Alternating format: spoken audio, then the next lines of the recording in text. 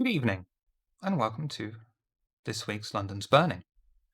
We start, as always, with a warning. This is an RP game. It is designed with personal horror and drama in mind. Characters in the stream may be referred to in ways that we never refer to them in real life, with the exception of Groundhog and Tabby, who we will call she. Vampire the Masquerade deals with many social aspects people face in the current modern world. They are meant to elicit emotional responses in the viewers and characters, but is set only in the game and does not reflect our actual views or outlook on the world. All people are welcome, but please be warned that we will deal with aspects that some may consider offensive and are not meant to be taken out of context of the game itself. We like drama, but only in game, and we do not want drama outside of the game. That said, welcome to the Chronicle London's Burning, a story set in the city of Oxford about a group of vampires and kindred society reeling from the exodus and loss of London. Tonight, we are joined by Xavier Long, portrayed by Tina. Please do a rouse check to awaken from your torpor state. There's a first. It's gonna be a weird night. The Anarch Gangrel Ricky, portrayed by Tabby. Please do a rouse check to awaken from your torpor slumber. You gain a hunger tonight. Isaac, of the Hakata family from clan Harbingers of Asher, portrayed by Noscavian. Please do a rouse check to awaken from your torpor state. Lovely. The Camera the Toreador Rhapsody, portrayed by Groundhog. Please do a rouse check to awaken from your torpor state.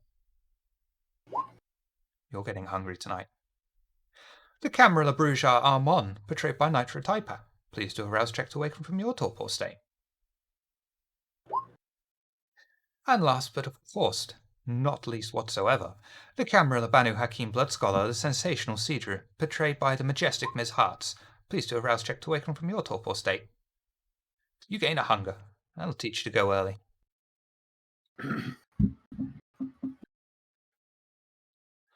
We start this week with Xavier and Armand.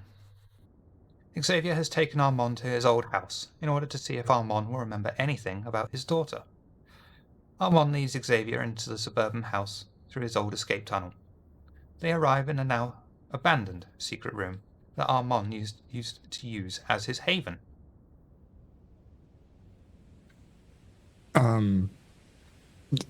If I remember correctly, this is where my security system stuff was at too, right? Yes. I believe you destroyed that when you left? Oh no, you left that active, I remember. I left it, yeah. But it only covers the outside of the house.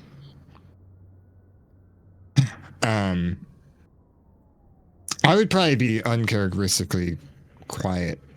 That's going to be really good for this RP game.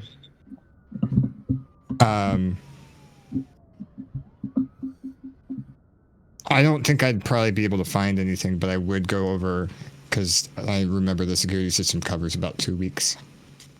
I would scan it real quick just to see if I notice anything weird. I'll let you do that for free. There'll be nothing that stands out as particularly weird, just normal day-to-day comings and goings.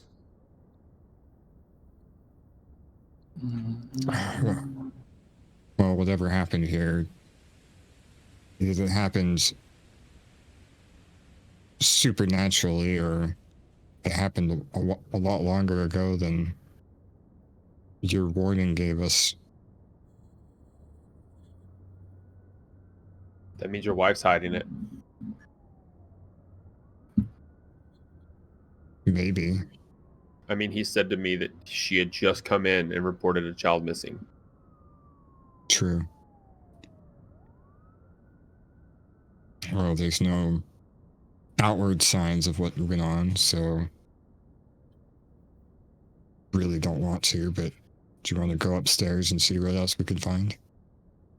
Yep, I activate Silence of Death.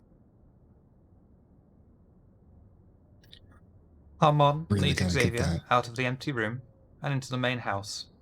They exit into the lounge. Curtains are drawn and the lights are off. The room is clean, but empty wine glasses and bottles are discarded on various surfaces around the room. There are a few picture frames on a dining table and hanging from the walls.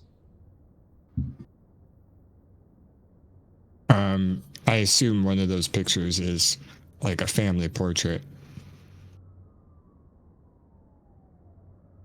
You'll have to go and look, won't you? Yeah, I would go over. I would actually immediately wander over and start looking at the pictures and whatnot. Intelligence and investigation. Difficulty 1. You can do intelligence and awareness if you prefer. Yes, thank you. Okay. Intelligence. Go away, keyboard. Just. As you look into the pictures, you can see that in some of them another adult was once present, but the picture has either been torn in part or cut out. In more extreme cases, Armand's face has been scratched over harshly. Other pictures contains Armand's wife and his daughter, but as Armand looks at them, he recalls only his wife being there when he took the picture.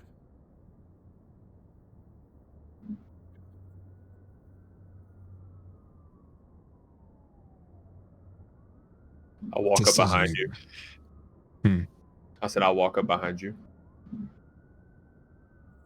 This doesn't make sense. Which part? That, and I just pointed the little girl in the picture. It should make more sense now that you've seen it. No, it doesn't. I don't know why either. Much more do you forget? Do you remember being embraced? The bits and pieces, yeah. I mean, you know what I mean, as much as you can be. Do you remember when you joined the Camarilla? I'm being Yeah. quiet, by the way. Yeah, I am too, yeah. Yeah, I remember all that. You remember rescuing the doctor against his Mitzi? I wasn't there for that. That was before. So you know that much, so you forget this? I mean,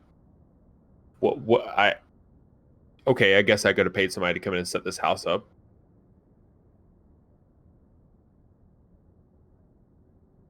I don't think you'd do something like that. I just don't. It doesn't make sense to me. You've been here before, right? Yes. I do kind of remember that. Do you remember where her room is? Yes. You have to be quiet though. Your wife was the car out front? Probably. So. Is it? We could Yeah, I see what you're assume saying. that she's here. You have to be quiet. Your wife's asleep. Oh, her car. Oh, yeah, definitely. Yeah. Yeah, I know. We sneak up the stairs to the kids' room. As you go into the stairway, you pass by the kitchen. As you pass by, you can see it's much more of a mess. Dirty dishes stacked up in the sink, barely eaten meals going rotten on the plates. The only thing clean are a few wine glasses and whiskey tumblers. The counters have countless wine stains left upon them. Armand's never seen it in such bad condition. As you walk up the stairs, please do dexterity and stealth, please. Although, Okay. Xavier, you already passed that. 8. You said dexterity, correct? Dexterity and stealth, difficulty 2, please. That's fine. Landing stairs make small cracks and creaks as the pair carefully walk up them. As they walk slowly up, they can clearly see small scratch marks that lead up and small lines of blood, as if someone dragged bloody fingertips along the wall. The landing has more of the same pictures along the walls. Various scuff marks and small dents are present in the wall. Xavier and Armand have the bathroom down the hall on their right. Armand knows Kara, his daughter's room, is in the front of them, but the door is closed.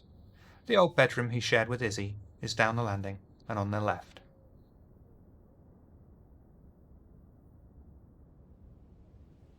I pointed the room that I should know is my daughter's, but I don't.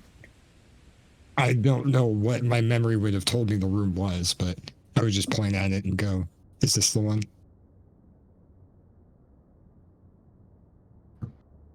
That doesn't look right. No, I I point to the agree. scratch marks. Do they start or stop at any of the particular doors? I just randomly play about. If you want to do intelligence investigation at difficulty 1, please, for me on the scratch marks. Either of you. Both of us? Either. Can I just assist? Yeah. Yeah. I can. How many did you have? I had 5. Yeah, if you're doing intelligence So, investigation. You did awareness before. yeah, I did awareness before. Should I do investigation this time? Yes, Yeah. please.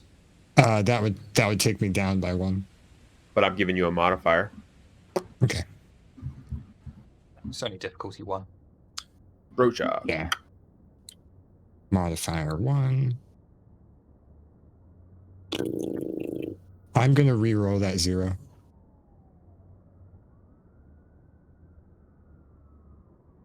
He's gonna pass either way. Yeah, I just want to re-roll that 0. Yeah. Lovely.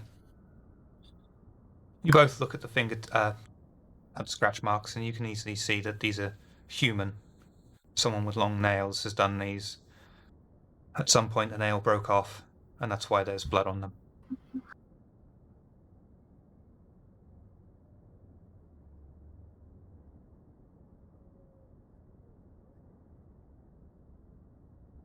Let's go check our room. Yeah, I won't even respond. I'll just head into the kids' room. I'm on dexterity and stealth. Difficulty 3, please.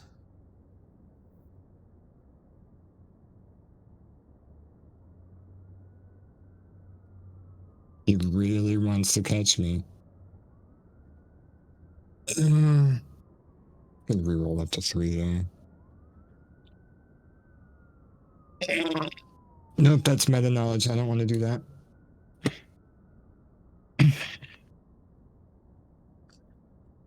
The door opens quietly and slowly. Inside, before you enter, you can see Izzy laying on the bed, a bottle of wine next to her. It's slightly spilling over onto the bed, staining the sheets. Kara's room has various stuffed toys inside it, and as you look closer to Izzy, you can see she has a picture of Kara next to her head and tear marks running down her face.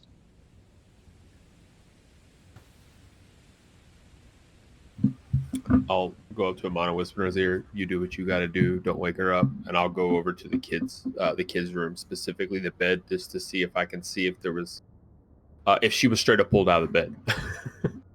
If she Well, was sorry. Izzy's in she's in bed? Kara's Okay. bed. Yeah. I got you. She's laying in the bed. Okay. Mm-hmm. So I'll let you do. I'll do that. I'll look around the room to see if I see any type of kidnapping. That's free, and it looks relatively in order. There's no obvious signs that would stick out to you, given your experience of someone being abducted from the room.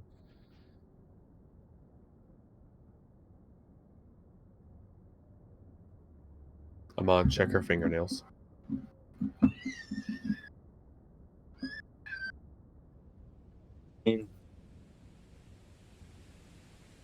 I'll lean over the bed a little bit, but I won't touch her or anything. Investigation plus stealth. Difficulty 2. You can't do investigation and stealth, can you? No, you can't do that. Dexterity and stealth. Okay. I was thinking stealth intelligence. Oh, yeah, intelligence and stealth. Yeah, stealth intelligence. Difficulty 2.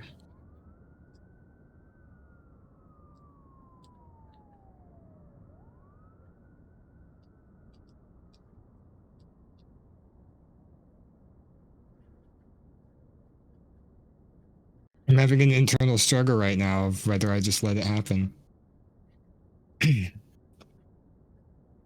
I've already rerolled twice. I'm going to take it. Okay. Would Amon really do that? Was Xavier there? That's a good point. Gotta play the character like you would. Yeah, no, that's a good point.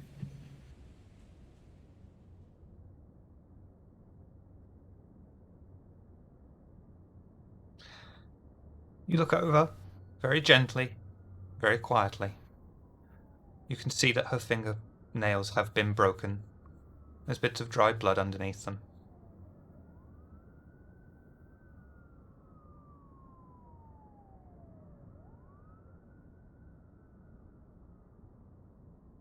I just kind of whisper at Xavier, we should just get out of here. Something's not right. We need to check No, your it's room. not. We need to check your room. Guess. Leaving the room? Yeah. Leave that room and go to the master bedroom. Tina, Xavier, you're fine. Armand, dexterity and stealth at difficulty 2, please.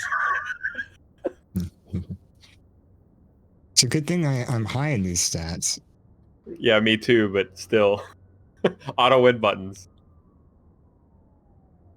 Armand sneakily, stealthily leaves the room, doing jazz hands.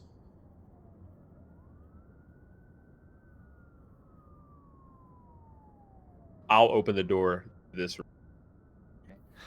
The bedroom door's already open. The bed is made, and looks like it hasn't been slept in for at least a week. All the walls show outline marks where once there were pictures. Over the bed itself is a new picture that Armand doesn't recognise, with a girl he's never seen before.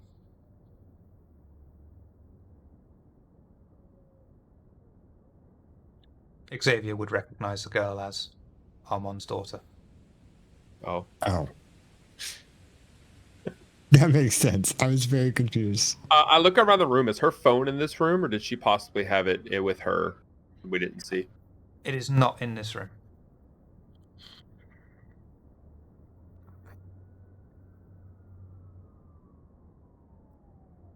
Amon, where would your wife keep her phone?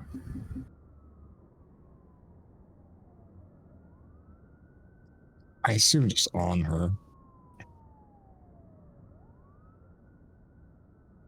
Yeah, probably just on her. You know we need to look through that and see if she's had contact with anybody. I'll go get it. That way if she wakes up, she'll just think it's a robbery.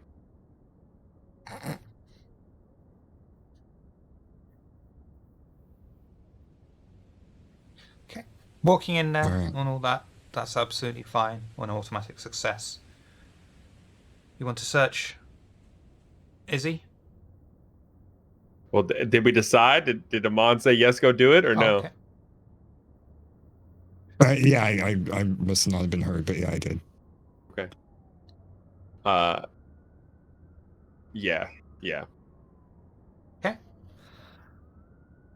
Dexterity and stealth at difficulty 4, please.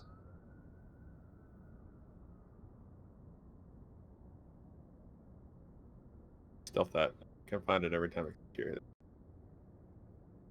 Bottom left. I'm re-rolling 2 of those.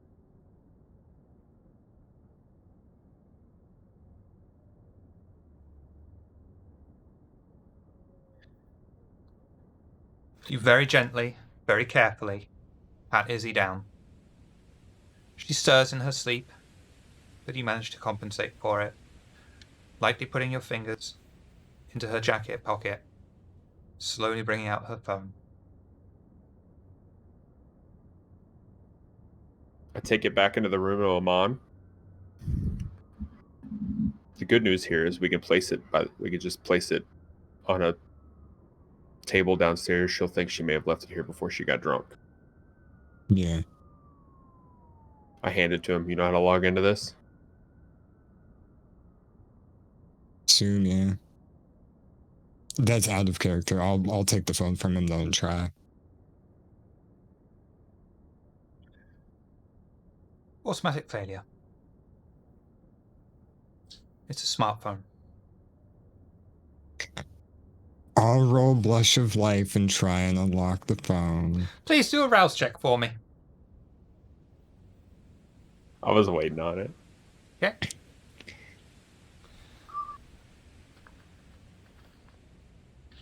Let's see. Intelligence, technology, difficulty 2, please. Do you have technology? I don't know if you do. I do. Oh, yeah. Look at this. I took it in case Kayla wasn't around. Who? Foreshadowing. Or like dies. Yeah, explodes, you know. You key in a few different numbers until finally managing to get the correct PIN number. You unlock the phone. I assume you want to look through recent calls. Mm-hmm. Texts. Yeah. Okay. They're basically all the calls split between local police station, many In my calls old to phone. your old phone number, Mm-hmm. and that is all. Texts to various family friends you will recognize, all asking, have you seen Kara? Is Kara with you? Fuck.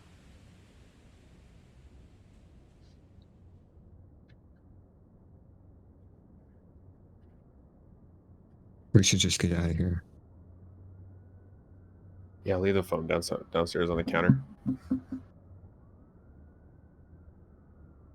Yeah, we'll probably... If Xavier's already headed that way, I'll start making my way back downstairs. I would be behind you. I do stop. I mean, I know you're going to make me roll another stealth check, but I do stop for a second and I stare in the room where she's at until Xavier probably gives me a push to keep going. He would give you a moment.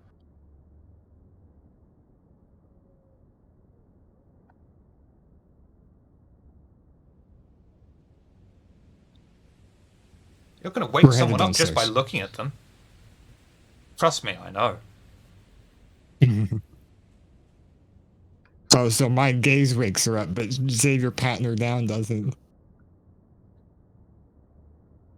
But no, I figured you were going to make me roll again for going downstairs. No, I think you're good. Okay. She's not going to be woken up Either by way. being patted down. That was impressive. You can slip your fingers, man. And before we head all the way out, one of the pictures, I know that they all have my face scratched out on them, but one of the smaller ones is probably propped up on the table or something like that. Of the three of us. Yeah, Who has the phone? I do. The phone rings. Motherfucker. And at this point, Who is it? Karizzi is going to wake up because, of course, phone ringing. She's been listening out. Are we for down? that. Are we downstairs? Yes. Throw it on the couch. Let's hide.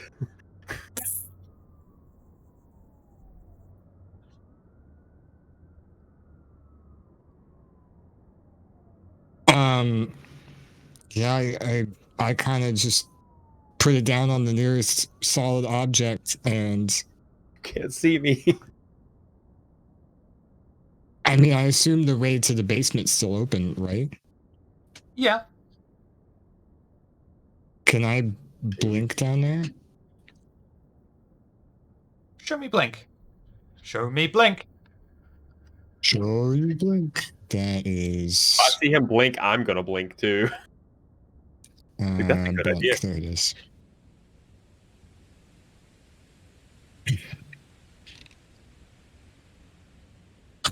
Okay. Yes, you can, but there will be obstacles. Okay. And that's a. Oh, it tells me. Dexterity athletics. Yep. I will do the rouse check, though. Okay. Gain a hunger. And it's the button right after the drop downs, right? Yeah, you should have. Yeah. Okay. The power itself should Okay. have in there.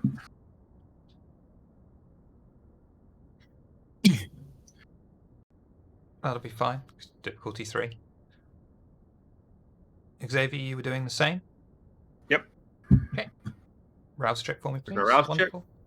I told you shit's gonna be weird. Dexterity and Oh, good. athletics. Difficulty 3. Bloody hell. You bastards. Successfully managed to make it into Armand's Haven. You hear Izzy stumbling around and then panic running straight down the stairs and picking up the phone. Listen in.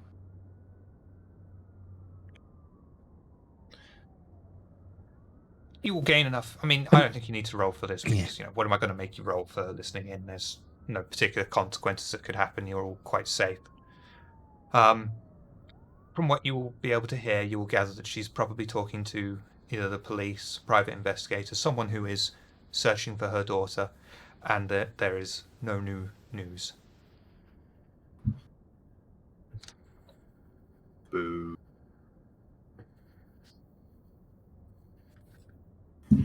I pat him on the back. This is going to be hard for you for a couple days, I'm sure, but we'll talk about it again some other time. Maybe with Cedra. Yeah. Let's go. And I don't push you, but like I have my hand on your back and I kind of just guide you to walk back out. I do that little stumble thing where you can tell the person wasn't wanting to move yet, but catches up and keeps walking.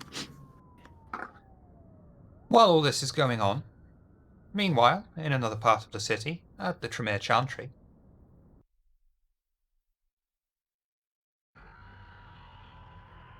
the rest of the Coterie have decided to go to the Tremere Chantry to tell the Camera de Tremere about Claret and House Kana. The old library Yay, remains. my favorite place. The old library remains are abandoned, with nothing to stop prying eyes from entering but a chain across the entry that says no public access. At this point, I would need to ask, who is on point? Who is what? Who's on point? Who's might be me first? or Cedra. I wasn't here last week, so I suppose Isaac can take point. Yeah. normally Cedra would be, but she's not filled in. Yeah, because I mean, Isaac wanted to talk to the Tremere.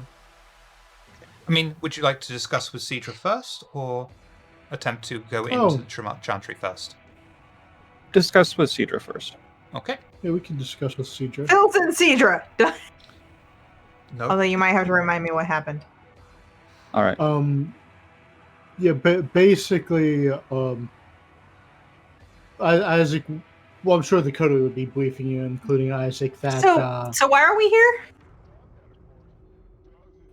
well, we have reason to believe that a House Kana Tremere has manipulated things and is responsible for that ghoul who killed themselves. The House Kana ghoul, basically, Claret is a House Kana Tremere, and she's been manipulating things, and as a result, the Camarilla Tremere and the Anarch Tremere are at war with one another. So we need to inform them of the manipulation. Without stating anything to do with us being involved in the situation. But no one So I think knows it's we a were there. terrible idea. If I may, quickly. Cedra, you recall, I believe his name was Daniel Davis? And Can we the not talk about this in front Sorry. of the Tremere Chantry? I mean, Sorry. we could have We're still talked in the about this on car, way. right? Yeah, we could have talked Yeah, to we're this on driving the way. there. We're driving there. Are we in the car? I thought we were right outside the Chantry. Sorry. Yes, we're in the car. Shiver is allowing Sure. us to state we're in the car because we decided to talk to Shiver. Okay, the house that... when Claret asked us to go over and Ricky makes the air quote sign, vampire hunter, who turned out not to be a vampire hunter. Yeah, I remember him. Pandora sent us a missive, asked us to come to Elysium for an announcement. The announcement turned out to be from Buren of Clan Tremere Camarilla. The announcement was that there is now open warfare between the Anarch and Camarilla Tremere. The reason given was due to the Anarch Tremere breaking into a house and causing the death of one Camarilla Tremere ghoul, whom they were using for some form of experiments. Buren also asked that others' clans stay out of the war. Pandora gave a similar warning. However, we met with Mo at our domain. He gave us the address for Claret. We went to what I would say is really more of a crash pad than a home. We found another ghoul by the name of Matthew. She had... I don't want to talk about what she'd been doing to him. At any rate, Matthew apparently admitted to killing Mariah. Stated a number of things, including that he had overheard Claret talking about House Karna and how she was going to meet with House Karna. He was unsure of what that meant, but we devised that, yes, it means the Tremere House Karna. And how House Karna is in favor of this war, and they wish to pick up the pieces afterwards. We kind of put two and two in together, and it does seem as though Claret used us to start a war. As Rhapsody was saying, our hope is to only... other things we should tell you too, is to only share with them about House Karna without admitting that whole thing with the breaking and entering thing. Also, Mo let us know. Remember Monique? Monique's not real. Mo found that out. Tremere. Yes. Speaking of Tremere, where's the doctor? According to Buren, who announced this at Elysium, the doctor supposedly interfered with a Anarch Tremere, and that an Anarch Tremere was responsible for Harry's death, and since has gone missing. And we have, at the moment, nothing else to go on but that. So we need to save the doctor. Yeah, though we've no idea where to even begin. Okay. So at the moment, we're just Not the first passing time. along this house, this evidence, or what we know of House Karna interfering in Camarilla and Anarch Tremere politics. They may not care. It seemed like the thing to do. It may help us find the doctor. Agreed. So, you know who we're meeting here, Isaac? I believe we will be meeting with Bjorn if we can. If not, whoever is a representative who we can speak to get this information to them. Perhaps Mark Nelson or somebody. So he doesn't know we're on the way.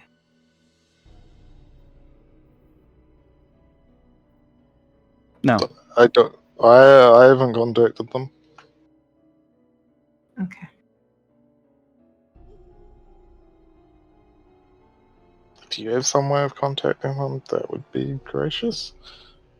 But I usually prefer to avoid the Tremere. it doesn't seem like any of us do. And Rhapsody's just sitting here, sitting in the car with flats on this week, with her hand on her temple, just going, "This isn't gonna go well." Ricky looks over and pushes her false glasses up her nose. You alright? All ready for this, Rhapsody? Might be counting on you a little. Yeah, I'm ready, but Yeah. Your talents might be helpful here. yeah, my talents might be helpful, but how is this going to help the doctor in any way? Honestly, I don't know that it is. The only thing I can think is, well,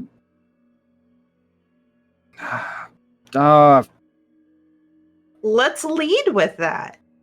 I mean, I really don't care if the Tremere are fighting between each other. But we Let do them be. would like to find the But doctor. I do care about the doctor. I think it's in our best interest if the Camarilla and the Anarch Tremere aren't fighting each other. You figure if they fight each other, then we have to deal with House Kana coming in to the power vacuum. And they've been the one, and Cloette manipulated us and used us. I'd rather see the Tremere turn on her and her ill. Problem with leading in with, we want to help the doctor. We want to. You're essentially violating their whole statements by that everyone has been thinking, respecting, that they want it to be an internal Tremere matter. I would have to agree with that. We don't even need to bring up the doctor. All we need to do is tell them that we have some information that may be of import to them. Give them the information and they do with it what they will. We don't need to get directly involved at all. Really, the only thing we gained here is maybe a little bit of trust and respect from the Tremere. That's not happening. A little bit of goodwill from the Camarilla Tremere that may be useful later. That's the only thing I see us gaining. With no other leads on the doctor, what else can we do? Risk, little reward. Well, I'm a Banu Hakim walking into the Tremere Haven. My motives are always going to be questioned. Ricky tilts her head and gives a little smirk. Big risk, small reward. Welcome to the jihad. Yep. Yeah. All right. So how are you going to deal with this chain that runs across the entryway that says no public access? Well, they get out and Ricky Can we reach just the door to knock? No. Kind of. Well, what Ricky just kind of walks out in front of the building and then looks over to Isaac. How does one usually meet the Tremere here?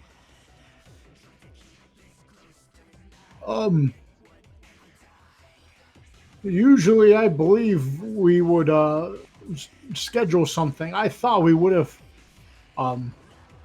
contacted Bjorn last week to schedule something for this week, but I suppose no one did. Isaac? You're the only one of us that might have known Bjorn other than the doctor, and the doctor's not around. I suppose I could write him a letter. That would take too long. And Ricky just waves a hand towards the chain. Just, is this normal and it's like Elysium, or is something amiss?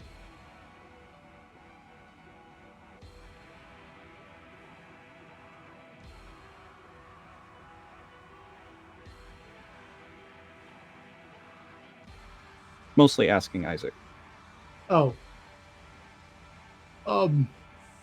I'm not sure. I'm not an expert in the Tremere, but I suppose they have a chain here so that they don't get visitors. Oh, well, they're locked up. Let's go home. Ricky grabs Rhapsody by the shoulder. Not just yet. But, Isaac. Oh, I suppose I'll write a letter. Hopefully they will be Isaac. put by receiving information 2 weeks too late. Ricky facepalms a little, then looks up. Just, Isaac, or see, have either of you haven't at least one of you been here before, I thought, and entered?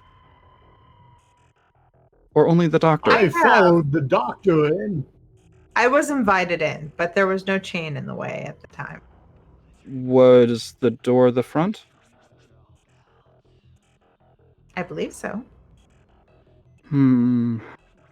So something probably is amiss. Yeah, last I checked, there was a war on. Right then. Someone step over the chain and go knock. I've got a better idea. Why don't we go around the building first?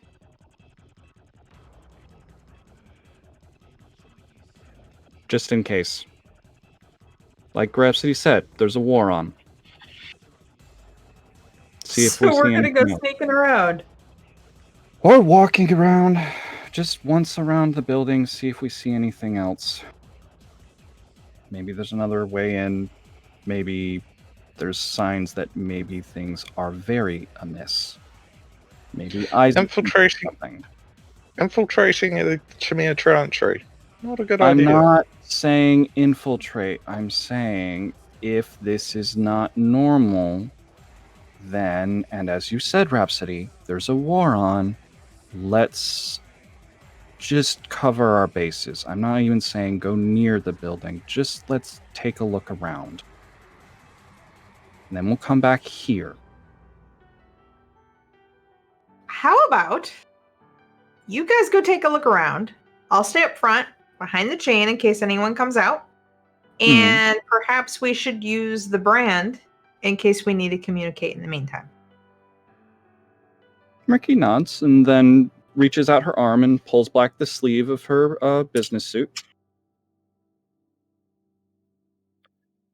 Cedra heats up the brand, presses it into her skin.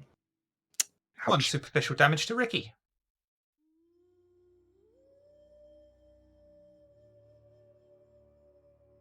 All right. And Ricky thinks over to Cedra rather than speaking. We shouldn't be more than a minute or two. And starts to just Okay. walk around the building, just keeping her eyes open on it. And glancing over her shoulder at Isaac, just says, "Don't forget to do that thing that you do." Isaac, Rhapsody, you went in on this? Nope, I'm fine. No, thank you. I'm quite all right. I think Isaac would go up and knock on the door. We'll get to you. Ricky, Cedra says to Ricky, keep an eye on them. Mentally. Ricky nods and then mentally just says, "Understood." Ricky, as you walk around the side of the buildings, you can see that there is a massive wall, making it basically impenetrable. The only way that you could get in is through the chain link that's currently blocking the way in. So Ricky just comes around the front. All right. I admit that was silly. There's a wall. The wall is fine. Did you try talking to it? Why would Why I would you talk to a wall? wall? It's worked before. If a Tremere wall can talk back to me, I think I'm going to avoid that conversation. I don't think I would just avoid the conversation. I think I would go in the opposite direction. Yes. A very wise thought, Rhapsody. And now you see why it's a legitimate question. Given what Isaac has told me of the Tremere, it's also a rather disturbing one. Speaking of which, Isaac, just in case, can you see anything? I mean, I could try, but I don't know if it would be quite worth it. Of course, the place is going to be warded, but very well. I'll use Sense the Unseen. Is that wits nor specs? Yeah, I believe so. Yeah, I don't think you need to roll for that. You are absolutely right. Basically, this place is warded. Like, really warded. There are so many wards, you don't know when they stop, when they start. As expected, It's like the bumper this stickers place on the back of a Volkswagen. is heavily armored. I should have asked, but can you tell if it's like booby trapped or something? I'm guessing not. Well, I mean, that's like trying to find what type of metal makes up a vault. It's a lot of metal. I'm sure there's plenty of booby traps and electric fences and all sorts of various nasty stuff to keep people out. It's a whole Lovely. proverbial fortress of magic. Well, here we go. Keep walking up to the chain. Mm-hmm. Resolve occult difficulty 4, please. For me? Nope, for Ricky. Oh.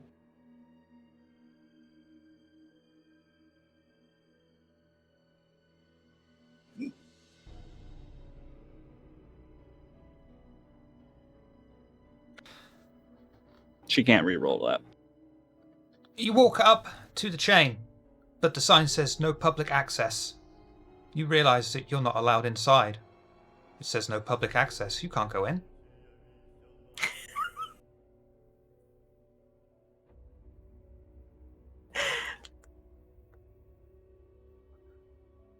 Ricky turns around, says, "It says no public access. We can't go."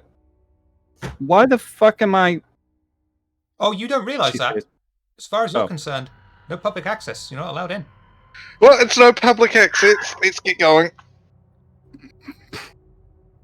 God damn it. Has So Ricky Isaac knocked just on the door yet? No one's managed to get past this chain yet. I'll go knock on the door. Citrus!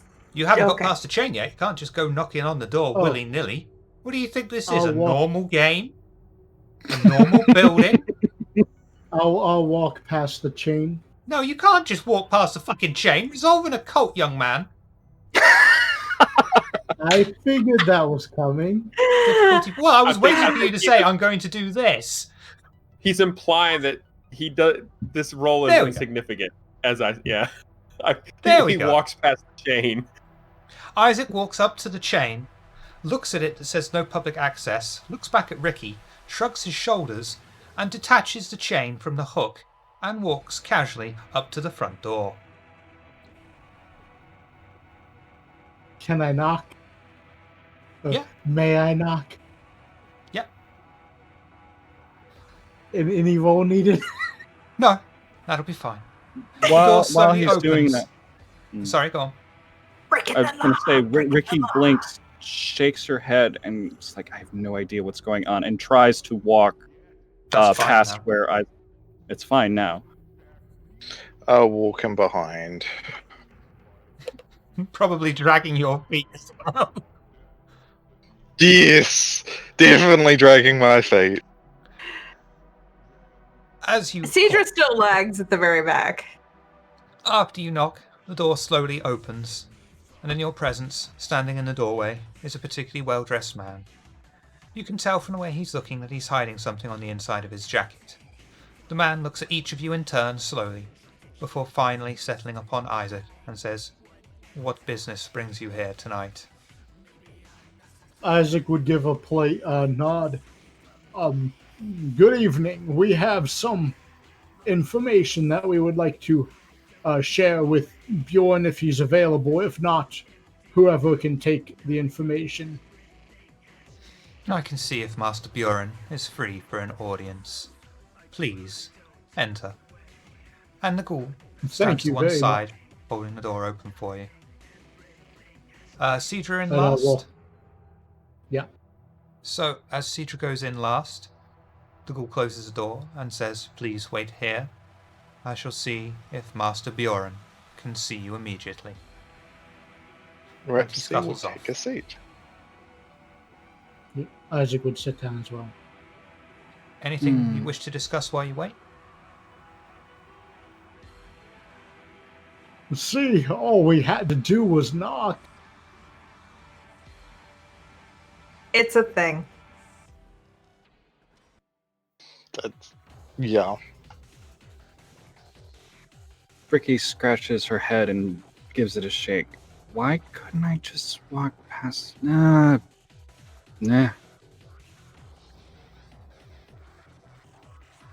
So, new security measures. Makes I mean, sense. it did say no public access. True. You would have been walking past without consent. Oh, Cedra, you are an evil woman. And Ricky gives her a smirk. For the bad joke.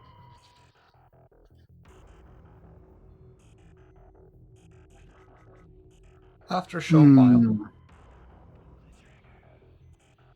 God, I wish I could write and talk at the same time. Gonna regret writing that scruffily later. After a short while, Mark Nelson appears, walking behind the ghoul that greeted you at the door. The ghoul casually walks past you and stands on your left near the main door. Mark greets you with a smile. Ah, you're Walter's Coterie, aren't you? I'm sorry, but Bjorn is too busy with coordinating the ongoing war with the misled Anarch Tremere. I would offer you a drink, but sadly I hear the illness spreading around the city has even started to affect Elysium's supply. How can I be of assistance to you?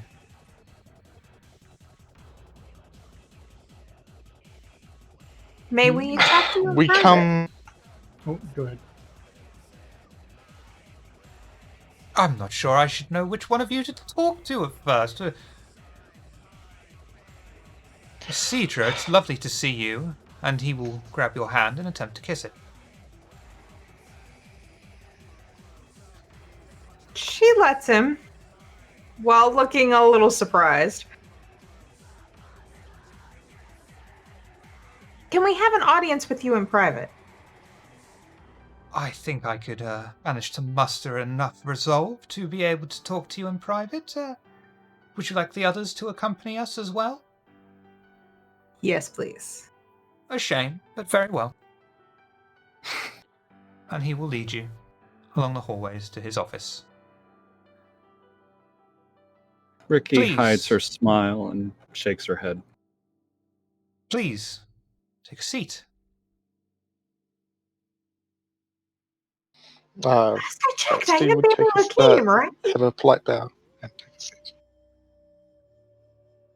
Just give a polite nod and take a seat. Cedra also sits. Ricky sits down with a thank you, sir. Mark Nelson sits back with a quill in his hand and just fiddles with it.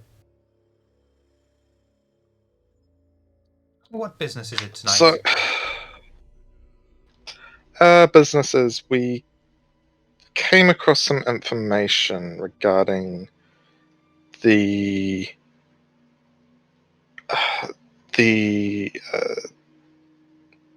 what's it called? The Sisyphus? forgotten the name of the Sisyphus Tremere? no the House Carnage? House Kana Tremere. There was we were following up a lead and we found one that had recently left town. Provided us, after investigating further, because thought maybe it might be connected to the Rippers, we found constant information of sabotage trying to make a war between the Anarch Tremere and the Camarilla Tremere.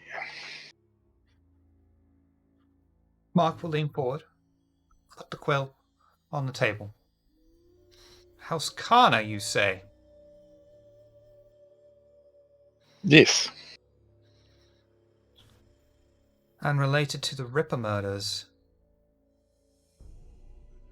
Well, Mm. we thought it might be related to the Ripper murders. We don't believe so at this point. That was our initial interest. How is House Kana involved in this? We found evidence of them staging killings, including the killing of a woman named Maria, who I believe we had previously had dealings with. I recall Maria very well. And including staging the recent death of a ghoul. House That- Kana was responsible. What do you know exactly about the ghoul that was killed?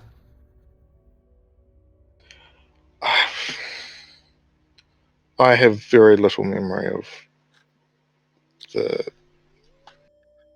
ghoul that was killed, but Charisma, subterfuge. You're probably going to win this quite easily, to be quite honest. I need to have my sheet open first. Rhapsody better have charisma. Oh, Rhapsody does have charisma. Does Rhapsody's bonus count with Mark Nelson? what was the bonus? Beauty, 1 die. Beauty. Yes, Never, in this instance, it will. never feel It shame should. trying to use your skills when they're that ridiculous. Agreed. Oh no! Oh no! Oh, this could be bad. You Not could again. re-roll that 10 if you want. Yeah, I'm black going to re-roll the 10. You definitely succeed. Well, you may as well re-roll the 10 and the 5 just while you're rolling. Succeeding's good. Killing him in the meantime, in the middle Let's of a re-roll war? the 10 and the 5. All right. No, usually mess criticals in social situations gives you a stain. Oh, Well no, done. no, Yeah, that's still a messy no, critical. reroll one. That's still a messy critical! Oh, Yeah, because one's still a 0. That's going to Oh, be the no. YouTube clip Okay, for next let's- week. Mm-hmm. I'm going to re-roll that 0 again. That 1 again. That 10 again. Hey, there we you go.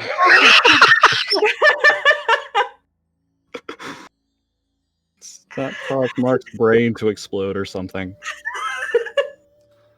so your theory is that House Kana are the ones that murdered.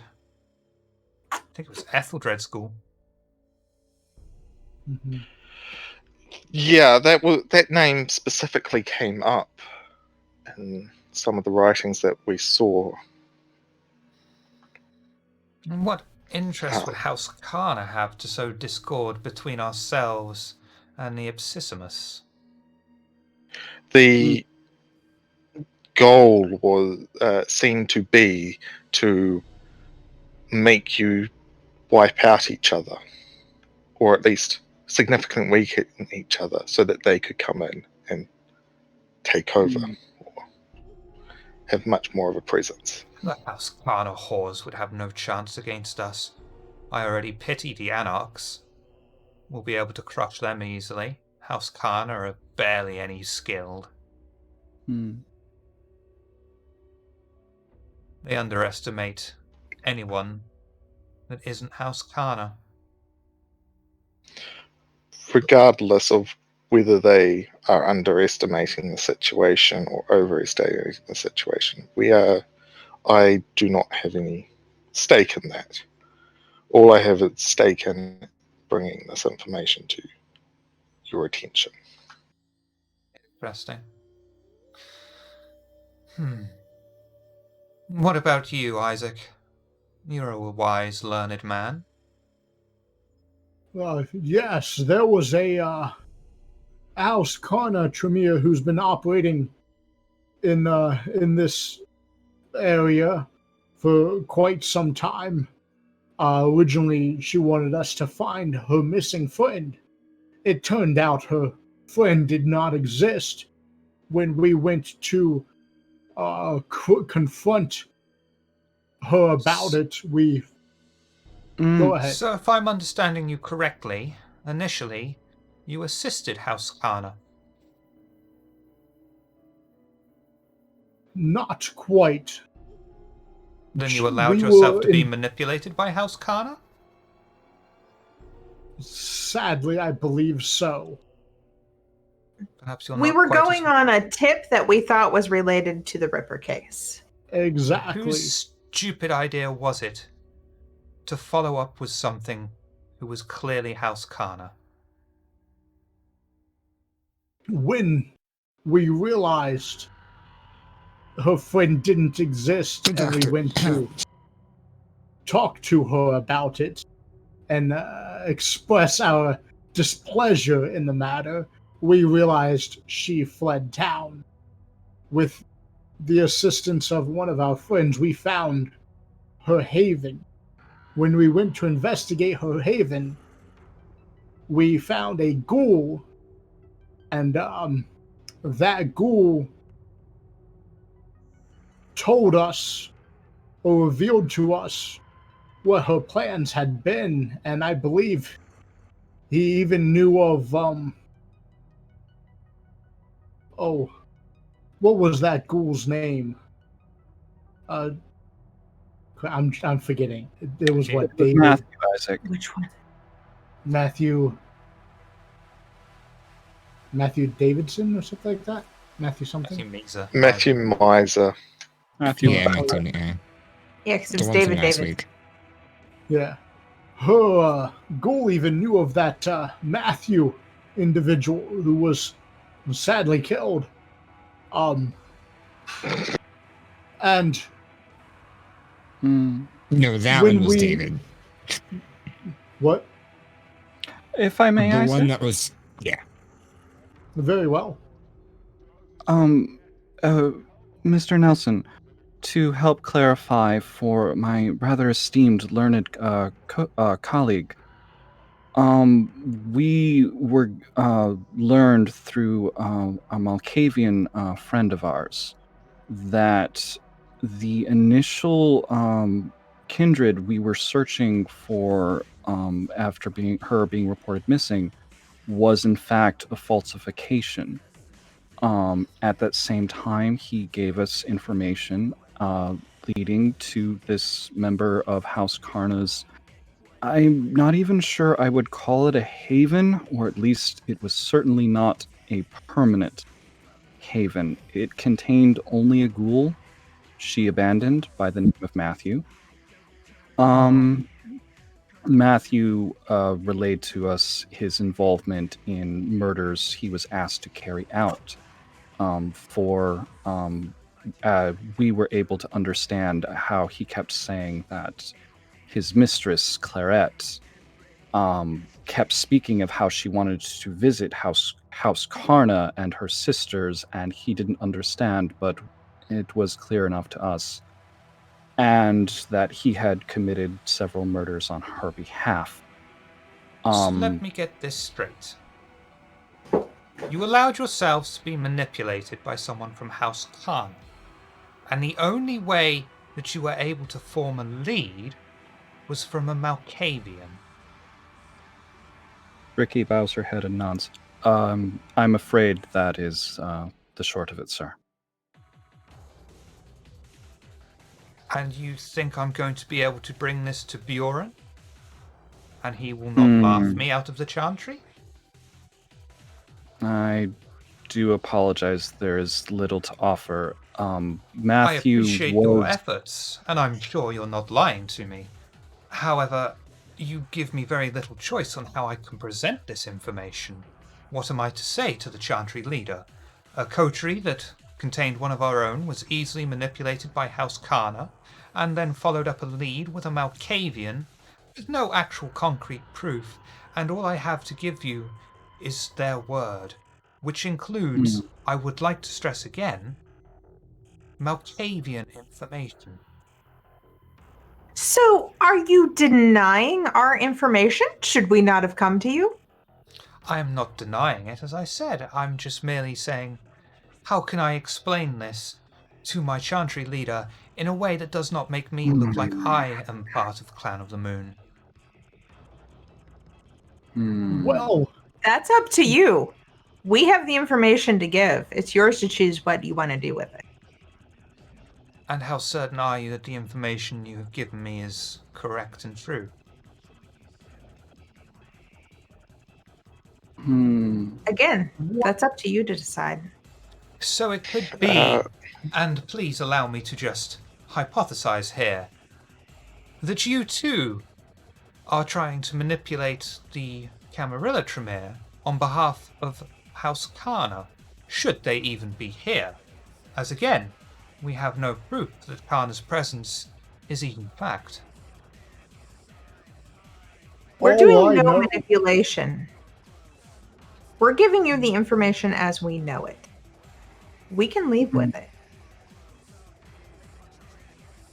I thank you for the information. I will ponder it, and I will discuss it with my peers.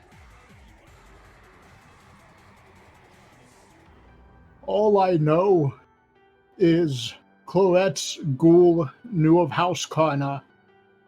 This ghoul knew of Mariah, and the ghoul, the ghoul of I do Clan have one Tremere. That important was question for you. yeah. I'm sorry the to ghoul's interrupt name? your rambling, old man. This one who knew of Maria, is he the one that is responsible for her death? Yes. Yes. He And stated he is as much. also now dead. As he was going to answer one further question and stated he had further information to provide, his blood began to boil and he exploded. Ah. We believe it may have been a form of blood magic, sir. Now that is interesting. That is something I can bring to Bjorn. And Yes. on a personal level, Hmm. I'm very pleased that he met a particularly foul end. As are we. Ricky Yeah. gives a little wince of a smile and just nods while mentally saying to Cedra, should we keep the address of Matthew's bloody remains to ourselves or share it?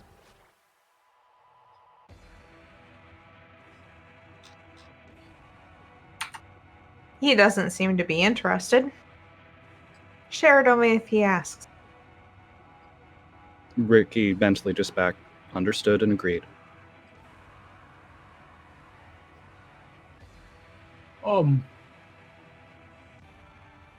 He's going to look Ricky directly in the eye. Ricky will stare directly back through her reading glasses. Is there anything else that you should be telling me? And he's casting Compel. Well, that's shit. Oh, Oh, and Ricky, you probably have a bonus dice to that. yes, may I use The fortitude. Unswayable Mind Mhm. for my 2 bonus dice? Yes, I'm certainly. Cedra inclined. mentally says to her, "Don't let him manipulate you." All right, what do I roll? Da-da-da-da. What's the opposing roll?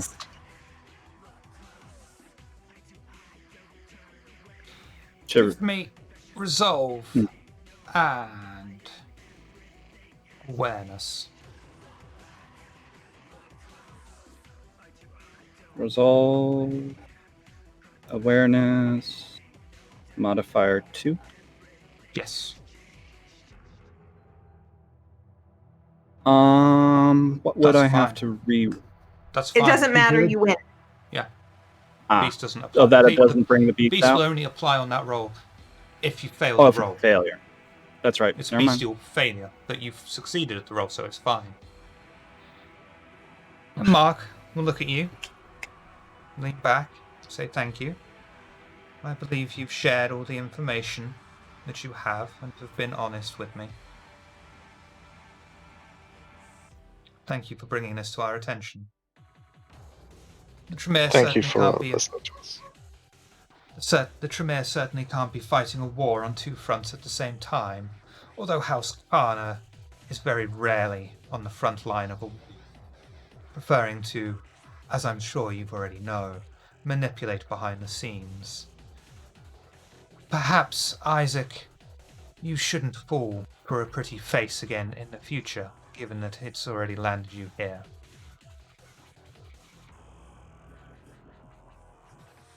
quite right. You are. I'm quite taken back that what we thought was something to do with our investigation ended up to be a complete waste of time. At least we were able to get some information out of a ghoul that may be of value to Clan Tremere. Tell me, when she came to your coterie, she spoke with only the males, I assume. I don't remember. I think Cedra was there. Yeah, I'm pretty sure she talked to me. She's only Dr. Bowier I can't remember. It was only Dr. Bowier that she asked for help from. Oh. But then he brought her Oh. back to the office, and I thought she talked to everyone. Yeah. But initially, and only asking for help from Dr. Bowier. Yeah, but remember, Xavier had a big thing about that because the doc essentially volunteered us already.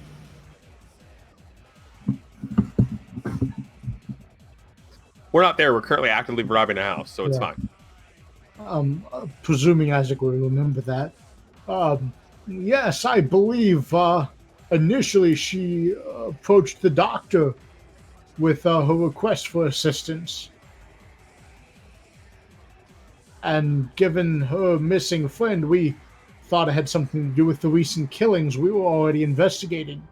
So we figured while investigating the Ripper murders, we could keep an eye out for her missing friend, whom Of we course. obviously never found. House Kana is infamous for their manipulation of men. And of course it would be Dr. Bowier. It all ties back to Dr. Bowier. Perhaps he realized his mistake before it was too late, and that was why he was able to be picked up so easily as he was defending that wretched Nosferatu. Well, I shall bring all Picked of this... up so easily? Surely so. It's not so easy to take one of us, is it? We have many tricks up our sleeve. Hmm. Do you know who took it? It would only be the Anarch Tremere. That was who was responsible for the Nosferatu's death. House Kana would have no interest in abducting him. They would only have interest in manipulating him, and then when they're done with him, they would dispose of him in a very public manner. Hmm. Aren't you concerned with getting to him before he's disposed of? Of course. But the fact that we haven't found him yet in a public display means he has not been disposed of yet. And, of course, being Banu Hakim, I'm sure people you can appreciate that we don't like to publicize in a public area exactly what we're doing. Just because we put on a public front doesn't mean that there aren't many cogs in motion behind the scenes. Of course not. Which is why I asked to talk to you in private. And I appreciate But that. we are also concerned with the welfare of the doctor. Naturally. But it would not be proper for you to invest yourselves between us and the Absissimus Tremere. Hmm. It is your war to fight. The fewer If people I may, that are Mr. involved Nelson? in this, the better. The Absissimus don't care to uphold the masquerade, which is one of the big factors in this war. The more people involved, the more people there are likely to be dragged out of the masquerade. And that puts us all in danger. Indeed, we have no desire to be involved in your war. We simply just wanted to inform you that House Karna are jackals waiting for opportunity of weakness during this war. Thank you. That is, of course, the news there is the fact that House Kana might well be present on the scene, and the fact that this ghoul was exploded through use of vitae is an extremely important piece of evidence that points towards that. The Absissimus do not have the capability to learn such a casting. House Kana, however, do.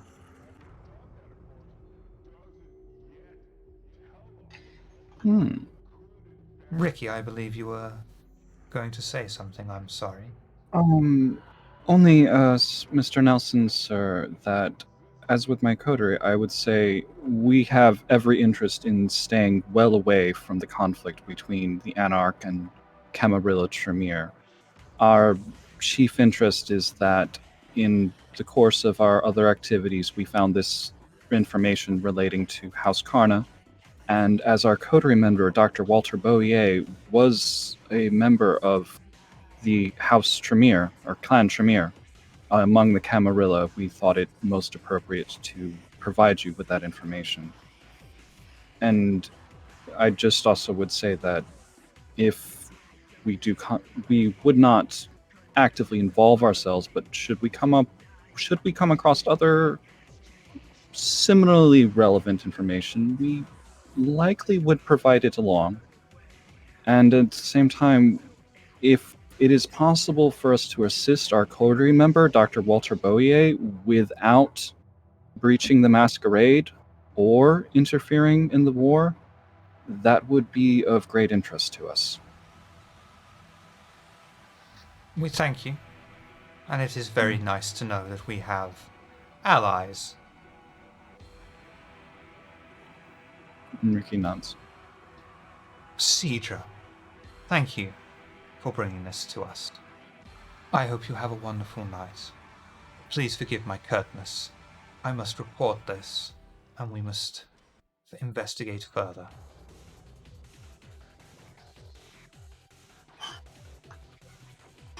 Thank you for your aid in finding our brethren.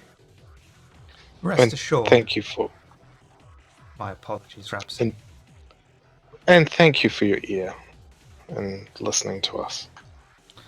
Rest assured, when, not if, we find Dr. Boyer, he shall be returned unharmed. Thank you. Ricky tilts her head and just very carefully considers Mark Nelson as he says that. Could she just roll an insight What to for? see if she believes him? To see if she believes him.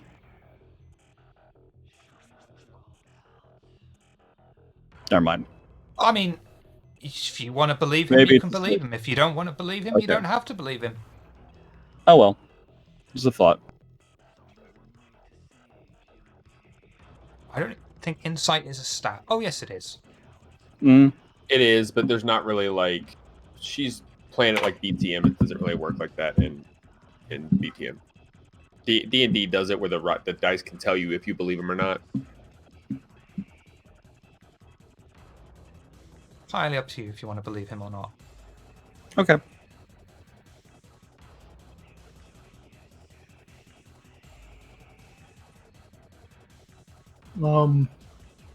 Isaac would give a polite nod. Thank you for your time. I'll be on my way. And he would stand and start to fight. Cedra will nod and leave the room. First up, Rhapsody would stand, give a bow, and then leave out the room. Rixie would stand, bow, say, "Thank you for your time, Mr. Nelson," and replace her chair where it was before following the coterie out.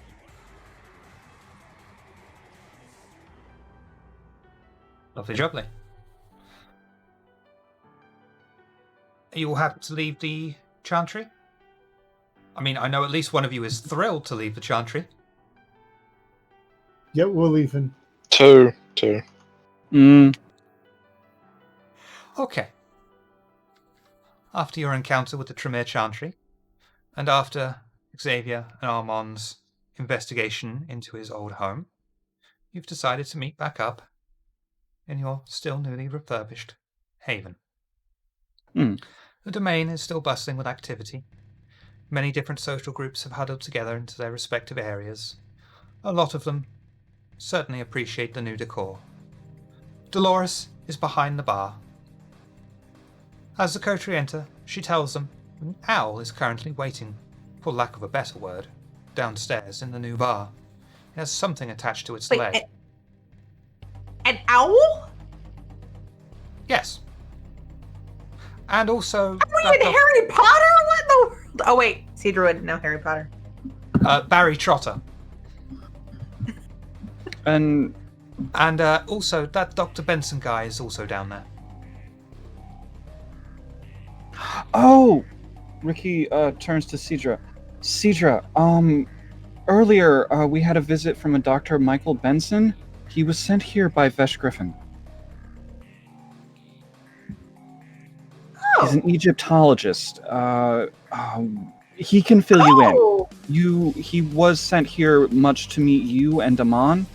He can definitely fill you in. He is a trusted friend of Mr. Griffin. I believe so, anyway. Good to know. Cedra heads directly downstairs. You all would have probably noticed that the Coterie probably all arrived at the same time, but Amon didn't even stop to listen to what Dolores had to say and went straight downstairs. And when you get down there, you don't see him. Xavier will walk up to Dolores and be like, "Who brought the owl?" and just keep walking past. Ricky follows them down with what seems to be just a bag of clothes in her hand, and when she gets in there, just kind of sets it down in a corner before leaning up against the wall and greeting who's ever there with a nod. So what's How much Ricky do wearing we now? give Dolores? She's still wearing the business suit. She hasn't had time to change out of it yet. Ah, I see what he's asking. She's got a whole business suit on with like reading glasses. And you were doing, sorry, She's Grandpa, dressed to in interrupt you. Rhapsody's going to give a polite nod to Dolores after listening to what she said, and head downstairs. And then Okay. go sit in one of the booths. Okay. You'll see Michael Benson down there, curiously looking at the owl.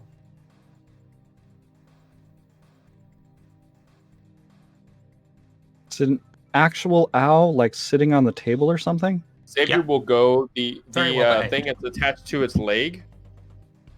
It resists you, flies away. As soon as Cedra walks in the room, she walks directly up to Dr. Benson and says, "Dr. Benson, I presume," and holds out her hand. Yes, and you must be Cedra, the missing. Cedra, we should hold on. This owl's gonna shit on somebody if we don't get it quick. Just close the door. I am the sensational Cedra. It's a pleasure to meet you. I assure you, Come on, the let me have a pleasure is dagger. mine, my dear. I've forgotten what I was going for now. Ah, yes. What brings you to our haven? I have uncovered more information. Have you been informed by the other members from Isaac and Armand?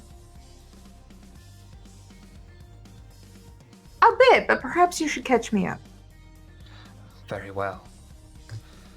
The Ministry and the Church of Set. Are you familiar with the terms? I am? Good. Then I don't have to explain absolutely everything. They are both coming to Oxford. The Church of Set is the absolute enemy of the cult of Mithras. The Mesmeric Mysteries indeed have fought many times with the Church of Set. They are the exact polar opposite of what we believe in. Where we see justice and order, they see only chaos and anarchy and power. Now, So I've heard. yourself, Isaac, and Armand have been asked to investigate into this on behalf of the Mysterium. It is deemed you are the most capable of doing so. Now, first of all, It I'm would here be to... our honor to follow up on this. Excellent. Now, first of all, I have to inform you that should you need me, I will be in the Randolph Hotel. I am easily reached there.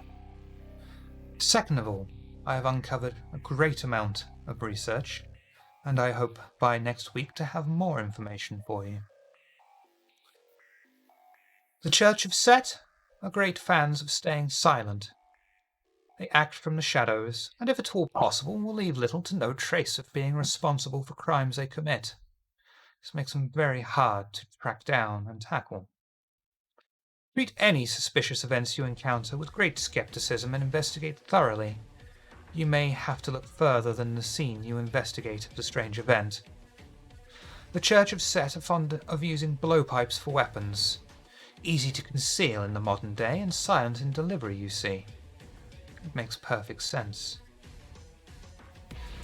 Soon, an Egyptian mummy is arriving in Oxford to be displayed in the Ashmolean Museum. The body is believed to be that of Ramlar. According to legend, she's a daughter of Set and Horus. The two gods were feuding. The mythology, in some instances as it is recorded, holds that Horus inflicts great injury or even steals Set's, pardon my language, ladies, testicles. I'm sorry. Ricky In spreads her retaliation, hand. Set tears out at least one of Horus's eyes. The mutilation upon Set signifies a loss of strength. At least, that is what modern historians have interpreted to mean. It is far more likely that this was the act of Horus stealing one of Set's childer, perhaps a particularly favourite one, which would be a visible embarrassment and indeed show a lack of strength on Set's part. The removal of Horus's eye, however, is far more important. The stolen eye of Horus represents a wide variety of concepts. Horus was a sky deity, you see. His right eye was said to be that of the sun, his left eye the moon. The destruction of the eye of Horus is therefore equated to the darkening of the sky. Modern historians, who have no knowledge of the existence of kindred, merely interpret this as the moon in its cycle of phases, or even an eclipse. Those of us, though, who have had the shroud over our eyes lifted know this would literally mean the world was plunged into eternal darkness while the eye of Horus was destroyed. So it says her right eye that was stolen? The right eye of the sun. This could also be interpreted as a worship of Mithras, for he is the sun god. The most important thing, however, is the recording of eternal darkness due to the Eye of Horus. Set keeps the Eye of Horus upon his head, from which Thoth emerged and mediated between the feuding deities. In mythology, this restoration of the Eye of Horus returned the moon to its full brightness, and Horus returned to kingship. There is no mention of what happened to Set's child after, though. And I'm sure to you this sounds very much like a fictitious story, but one to me, and I'm certain at this point, maybe to yourselves, it is the story of feuding kindred as seen through the eyes of mortals, as many myths and legends often are. Now this mummy... I'll wait. Now this Go ahead. mummy is from around 3600 BC. It was found in the Valley of the Queens. It was even discovered to be named Daughter of Set, Ramlar. Given the above story, I think this is an ancient kindred in Torpor, one that the Church of Set would no doubt love to free and have on their side. This would greatly upset the balance of power.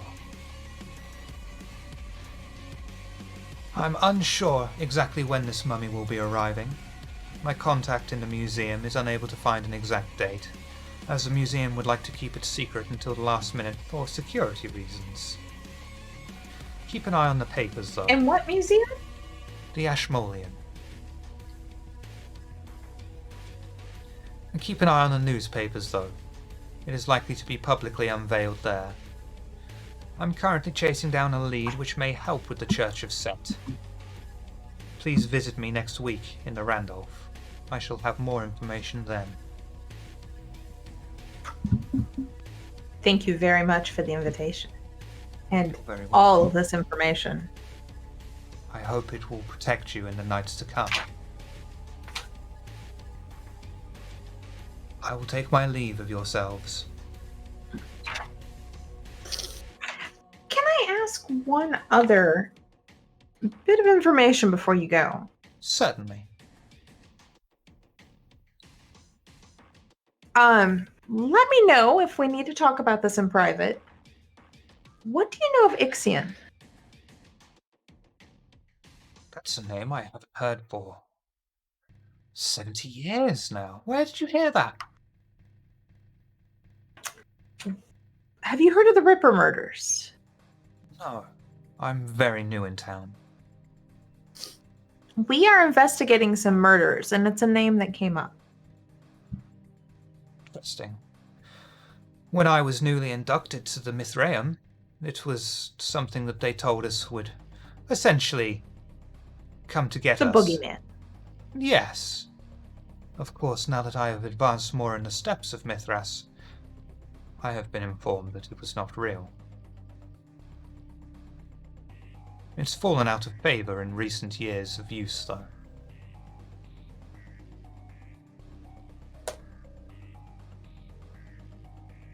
That's pretty much the information we've gotten so far as well. I believe originally a Greek legend. Unfortunately, not my area of expertise. I thought it was worth asking. There's some similarities there. There often is in history. You'll find that a great many mythological figures are in fact kindred. Set himself was kindred.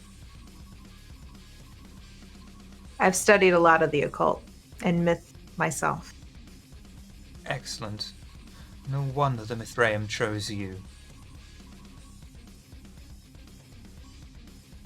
Thank you very much for all of your information. It is an absolute Do pleasure. you know anything about this owl? Not a clue. I thought it was something to do with you.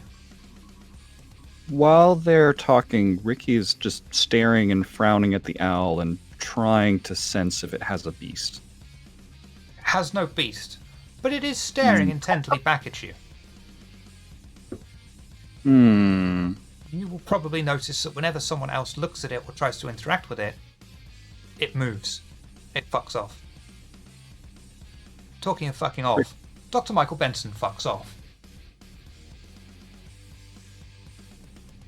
Ricky, staring at the owl, not quite paying attention to the others, tentatively reaches out her arm while still standing across the room. The owl lifts up its leg with the note attached. Ricky blinks, walks over, nods to the owl without being sure why she's doing that, and just gestures with her hand at the leg questioningly. The owl is still holding out its leg, as suggestively as an owl can. Ricky tries to remove whatever it is from its leg. Absolutely fine, and as soon as you take the message, the owl takes flight and leaves. As it leaves upstairs, you hear a few screams of surprise from the bar patrons. Looks like the message was for you.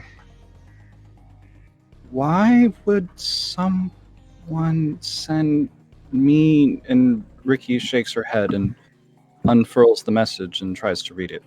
Hey, while you're reading that, Cedric, come here. The message reads, Cedar Ricky, approaches Xavier. we are Do the kin. message. We should meet. Botley Cemetery tonight. I have information for you. You may call me Prowl. This concerns the Ripper.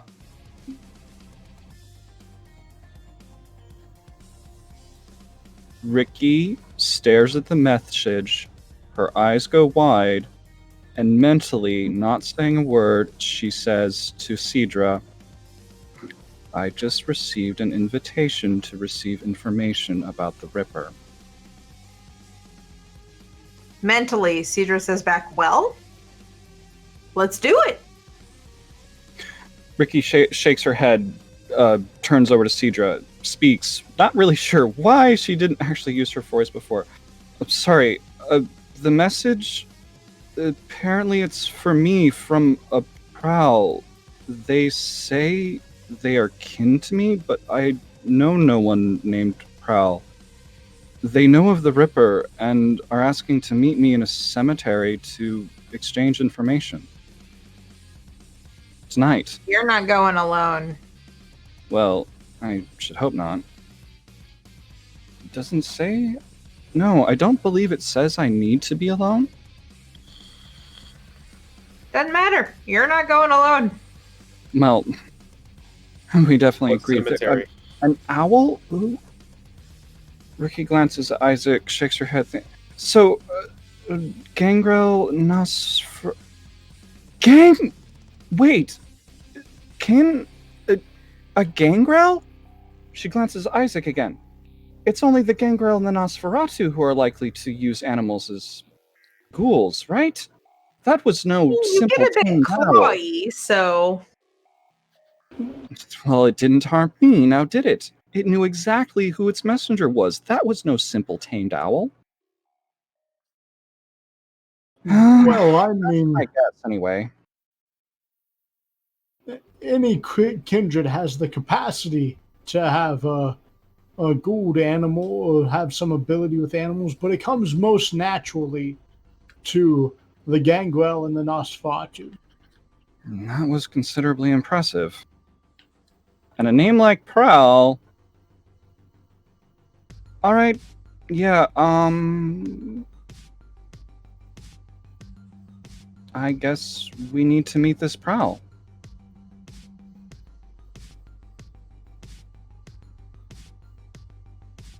First, though, I need to get changed. Don't we have a spare room in the back here somewhere? Oh, fuck all. And she goes over to the, her bag, walks over to the table, starts unpacking it, and just starts changing out of the business suit and into the casual clothes she put in the bag. I was gonna say, why the hell are you being modest?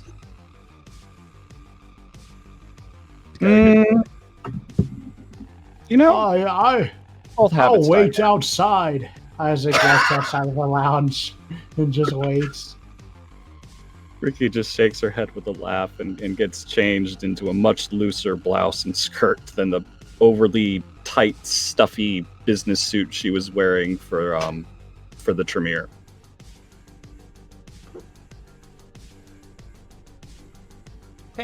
Cedra almost self-consciously looks down at the typical t-shirt and jeans that she's always wearing. Just kind of adjusts her coat, smooths it out. So Xavier, do you need something? No, it's not important now. We're fine. We need to go do this. Fine. Fine, I'm fine. Ricky just glances over as she gets the shirt over her head. Your night go well, Xavier and Amon? Amon's not in the room. Oh, just Xavier. He's at his booth. No, you don't even see where he's at. No, we didn't get caught. Well, Always good. Yeah, we also didn't find adhering anything. to Rule 0 is always good. It's his wife's not well, and I have no idea how that kid got kidnapped. Oh. Wouldn't expect her to be. Yeah, that's right. No, the other members of the Coterie don't know about that yet, right? This is the first time hearing about it, yeah. Oh. Oh. Amon's... Well, how? That's kind of what we were trying to figure out before we spilled the beans. Is Amon okay? Is Amon okay? No. Amon also doesn't remember he has a kid. Ricky's. Oh. I mean, that's best Why? if you're You would have hoped he would have forgotten that he even had a wife. It's best in our line of work, isn't it? I'm sorry, what? You don't understand Amon at all if you're saying something like that. No. I barely understand the rest of the party. But well, yeah, then that's probably, yeah, you probably should avoid saying things like that then. No, Amon would never have wanted to forget his kid. It's really strange. We risked our lives to save his wife and child It's because fine. they were so important to him. He's not saying he doesn't believe he had one. He doesn't remember her. How can he not remember having a kid? I don't know. Vampire? Wave of the hand? Snap of the finger? I don't know. We deal with all kinds of We shit. risked our lives for her. Ricky raised the hand. Dominate? Isaac would nod. Yes, I believe we've seen the good doctor do something like that, haven't we? By memory. To a kind. It's not like we haven't fought against some powerful fucking people. Oh! Orvin? Or the Seneschal? Could he have done something like that? Is that possible? Isaac, is that You possible? know better than I do.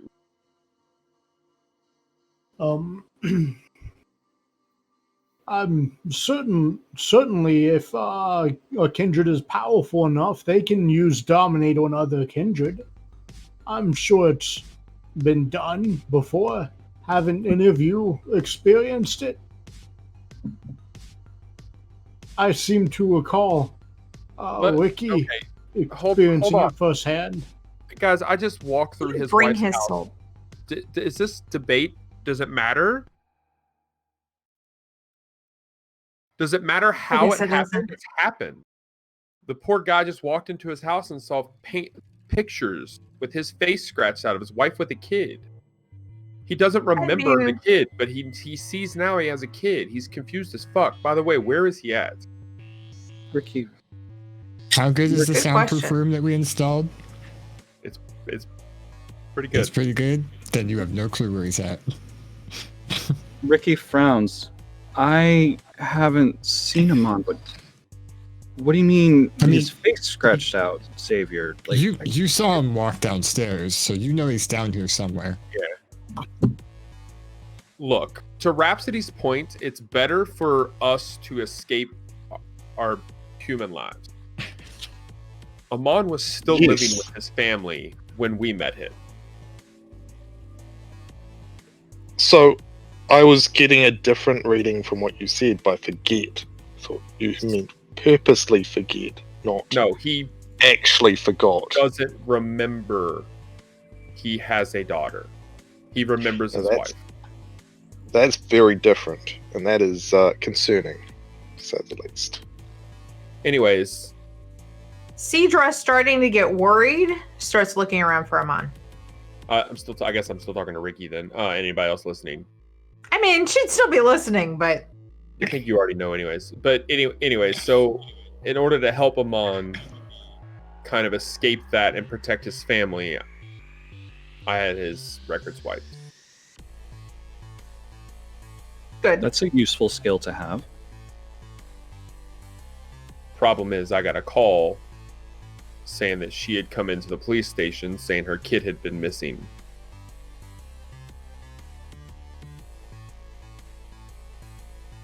So now the forgotten kid is now missing, and the only person forgot about the kid is Amon. We didn't forget. We saved that kid's life. Yeah, that's what I'm meaning. Uncle Isaac remembers. Yes. I mean, I only saved the kid's life for Amon. I didn't. I remember Amon's wife and daughter being kidnapped before.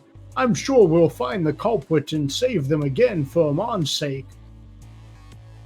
The problem I have here, Isaac, a mother goes into a police station and says her kid's taken.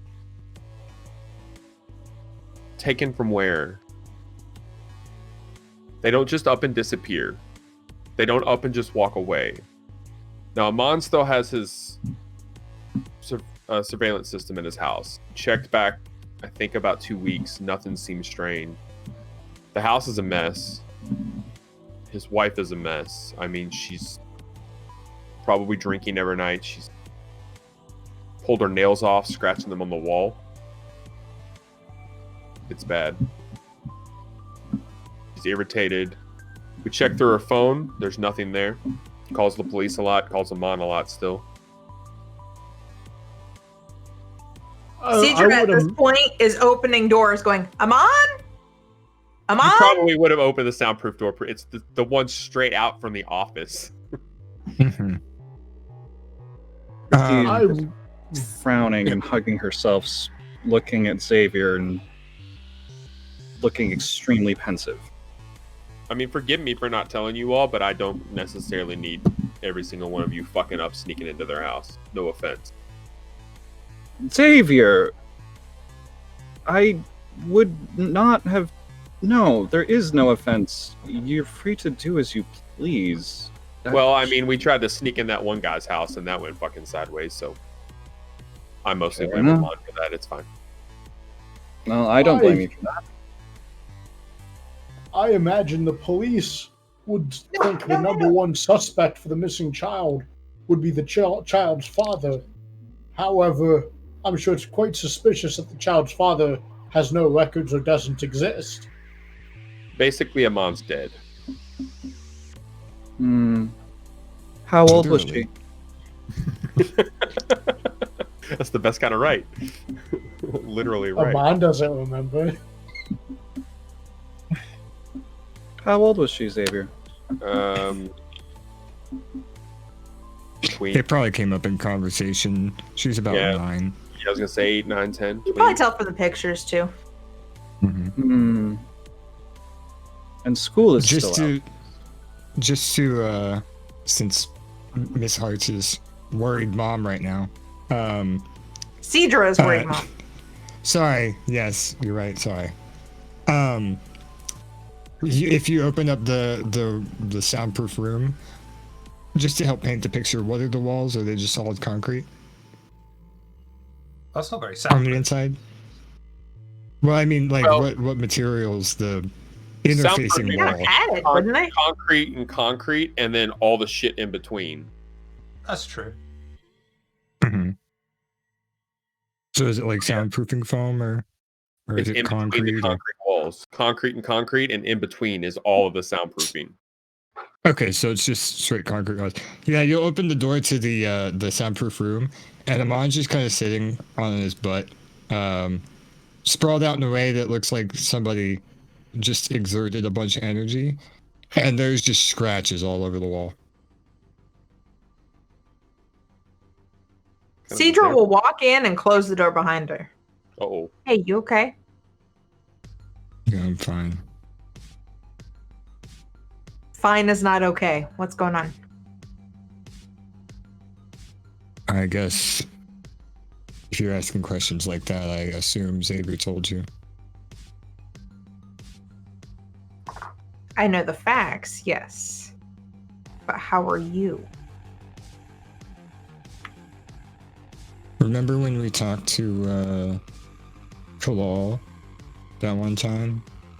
And he spoke about how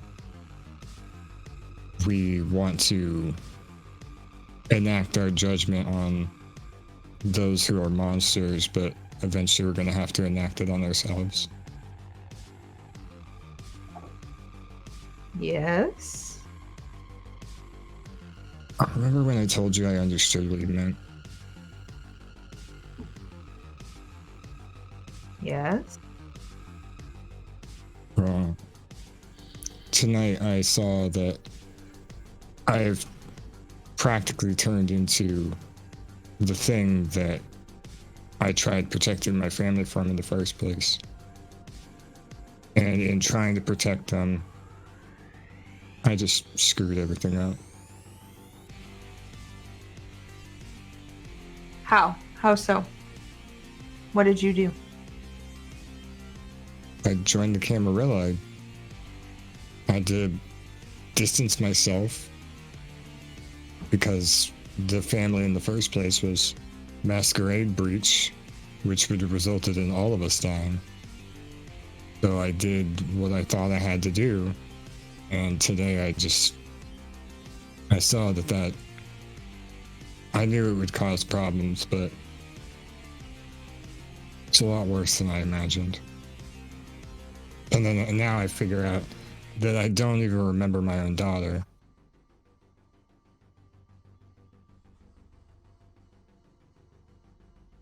None of that is your fault. You made the right decision. Doesn't matter if it was my fault. I still did it. You didn't do anything wrong. You did exactly the same as I would have done. It's not the problem of what I did, Cedra. It's what I caused doing it. So you think you have something to do with your daughter being kidnapped? No, but you didn't see my wife tonight. Let's see. So, we make it right. Justice.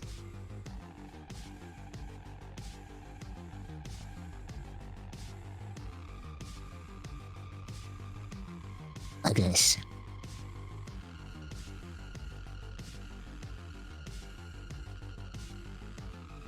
We I find take your it we have daughter, Yeah. which will make your wife feel better, which will make all right with the world. I'm with you in this. And Cedra holds out her hand, offering to help him on up.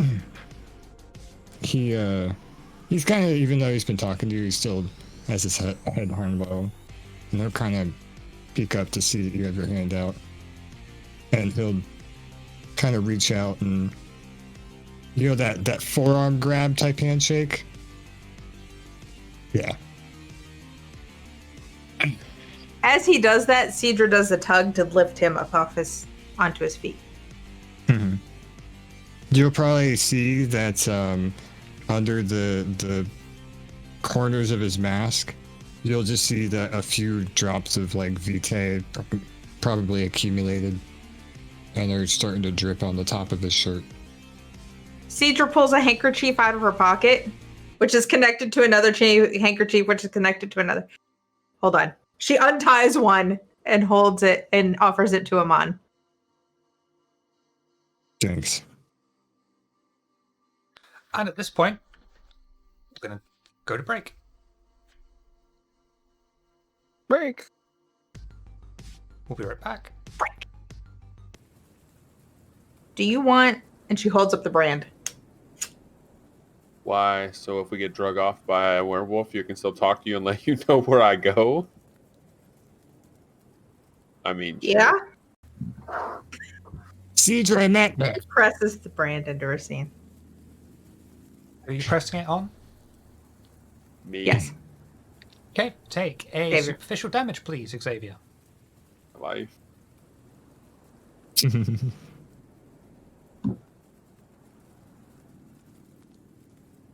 Amon, were you saying something? No. Amon's quiet. She's not going to stick him with the brand while he's driving. Ricky. I mean, he wouldn't mentally, care. Ricky frowns and mentally to Cedra. Werewolf? The more communication, the better. Just real quick, we're going to a cemetery, not the park yet, right? Correct. Okay, cool. Ricky Ours just is shrugs. Favorite place. Yeah, I'm quite looking forward to going to the cemetery. They're so relaxing. Shut up, Isaac. That laughs in character.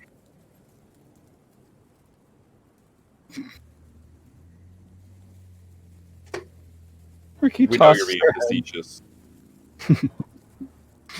Ricky tosses her head with a slight smile. Says, I can see what you mean, Isaac. Surprised you haven't asked me out there for our weekly talks. Well, the events have been rather hectic lately. That sounds like a date. No, Isaac's been tutoring me. Mm-hmm. Yes, Ricky is an up-and-coming scholar, it would seem. She has quite the thirst for knowledge. That's good to hear.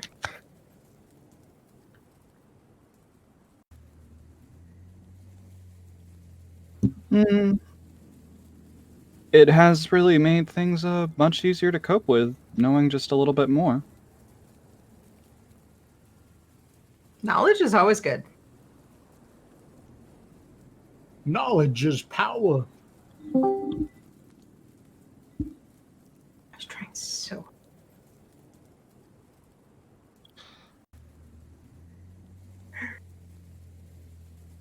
As the Coterie begin to drive up the road into the chapel,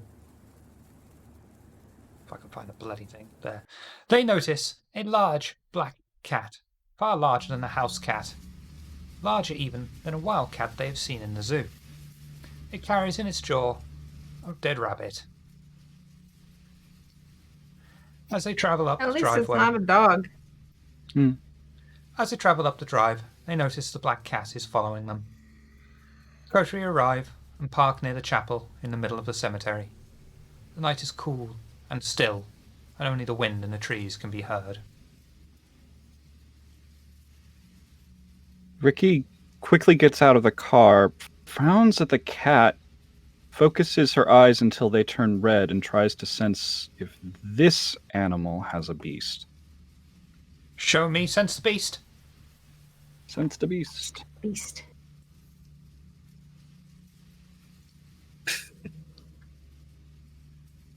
There is a display. Okay. Composure, subterfuge, please. Or it's her. I didn't write that right.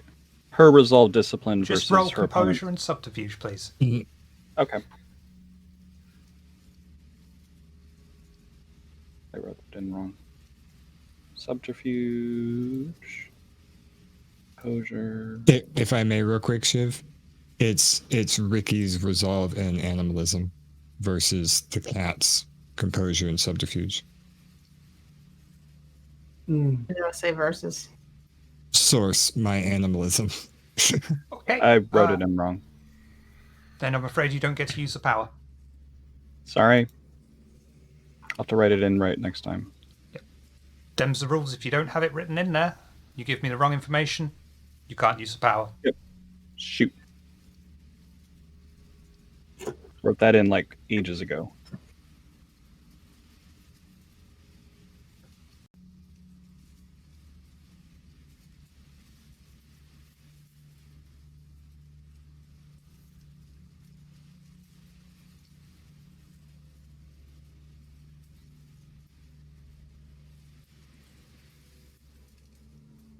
Or he still kind of has gotten out and is just kind of staring down and frowning at the giant cat.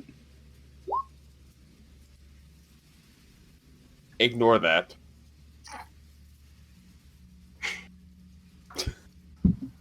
Xavier's just always hungry. Right?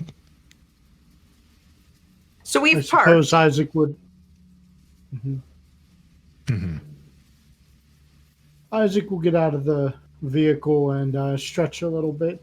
Ah, that still cemetery air. If only I could breathe.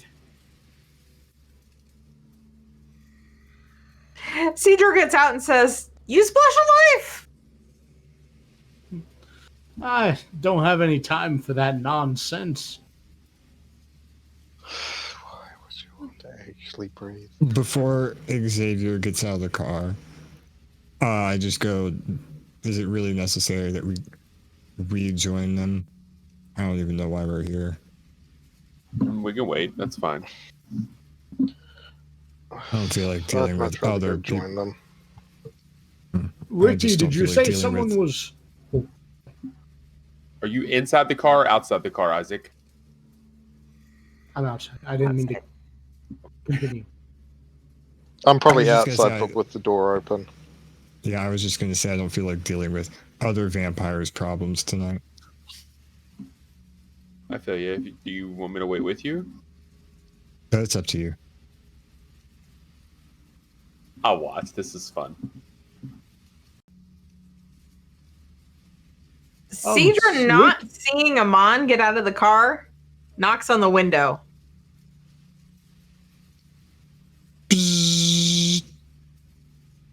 Xavier said They're not that I didn't seem like it was important.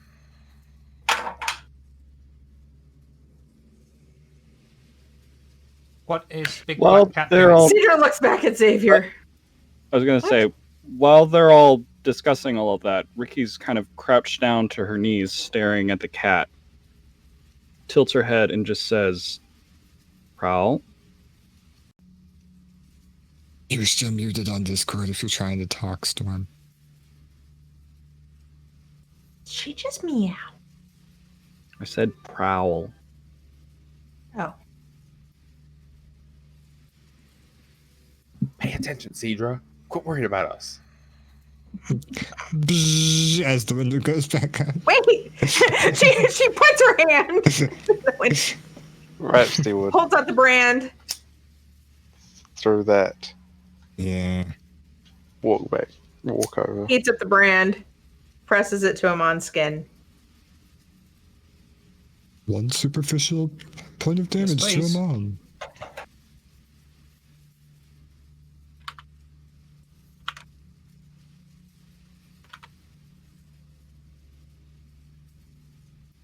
So what's Big Black Cat doing? In her head, Cedra says to Amon, let us know if you see anything. Got it. He responds back.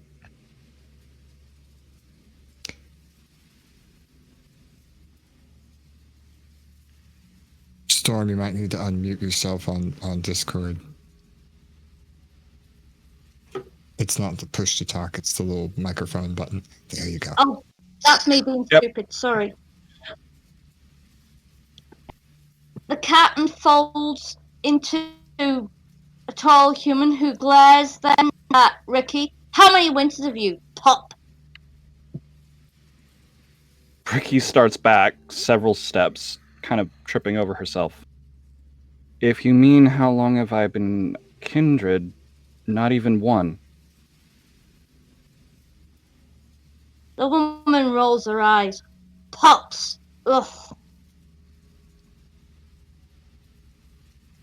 Ricky tilts her head, tilts it back. Well, you're right, though. Then why reach out to me? Because you are in one of the most famous coteries of the city. Not through. Or should that be infamous?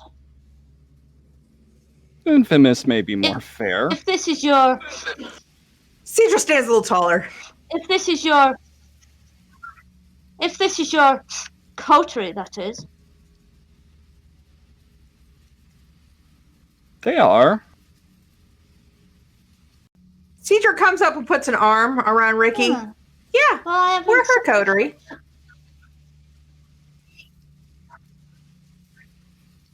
And you're also not Gangrel. So, back off. Glare. Cedra doesn't move. Ricky gets up, dusts off herself, or dusts off her skirt. Oop, careful, Prowl. And just mentally to Cedra, I think I'll be fine.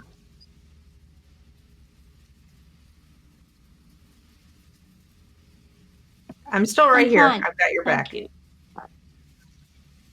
Hey, still in Cedra's mind, I appreciate You haven't told her. Hmm?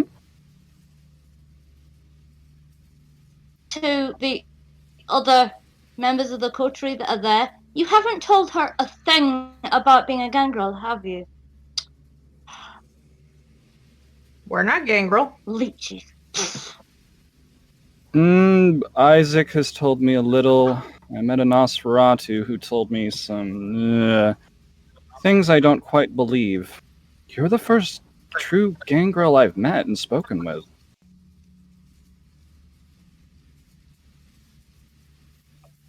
I see. And you don't even have one winter. Not as a kindred, no. Well, you will learn.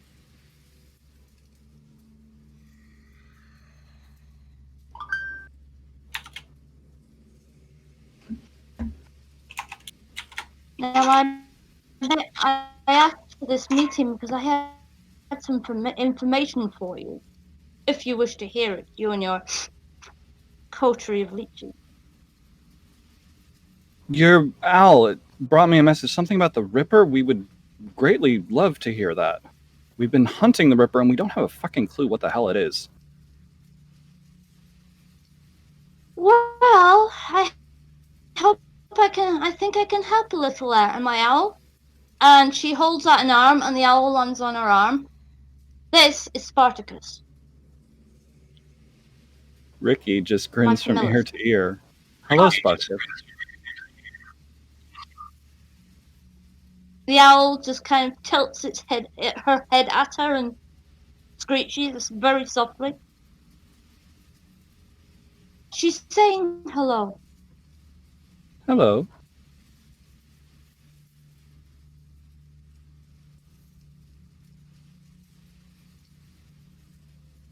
Ricky I steps. hunt around the. Hmm?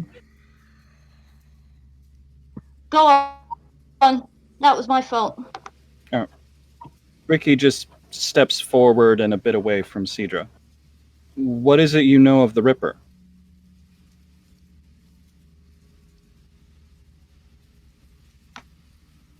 The woman seems to calm down once Cedra's at a respectable, well, as she would see it, a respectable distance away. Social distancing, I like it.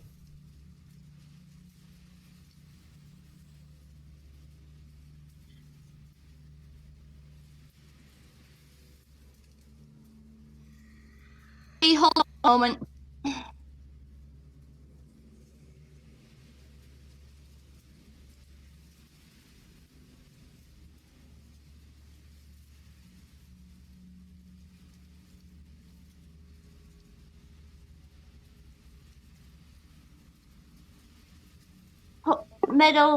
Port Meadow South. I've noticed a very large creature there from a distance, and I want to follow it as a panther.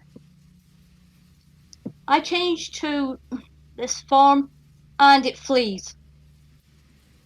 I don't know what it was doing. It could have been feeding on the animals there, but I haven't found any carcasses at all. Not even a trace of blood. Not one little drop. Like a large animal. If it was a werewolf, I'd assume you would know and it would not flee from you. So what do you think it is? Well, it's certainly not a werewolf. I know what they look like well enough, and as a pack, no, they wouldn't flee. I would be the one hunted then. So my coterie has warned me of werewolves. I know. Yes, and even as Gangrel, one thing you don't do, if you see a werewolf coming, you run. Because they will kill you. They're killers. Too many Gangrel fall to them. Even we do. We're not all powerful. She's not wrong.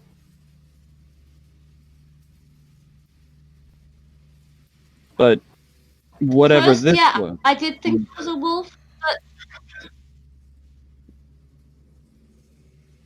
go on. Whatever this was, it was afraid of you. or afraid of your form as a Yeah. cat. I would think so. Yeah. I mean, this creature is huge. I would estimate maybe 15, 16 foot tall. Shit. It's got maybe 9 or 10-inch long claws, and it walks on its hind feet. But when it runs on all fours, it's fast. Very fast. You've got a chance really running from this thing. It's every night around the same time in the far south of Port Meadow. I'm willing to take you there and show you. How about we go now? Will it be there tonight? Is it early enough?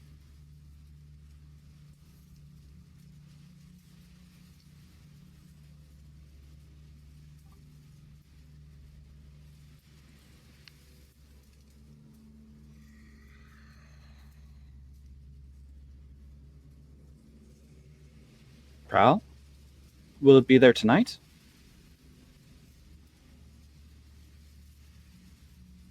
It should be in about an hour or so. Then it sounds like we should head there now. Do you need a ride or Probably would be.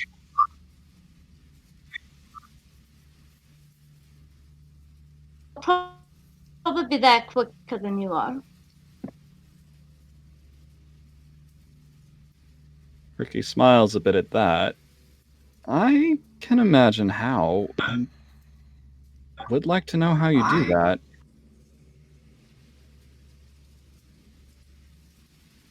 How to go full Gangrel or full feral? How to turn into an animal and move the way you do.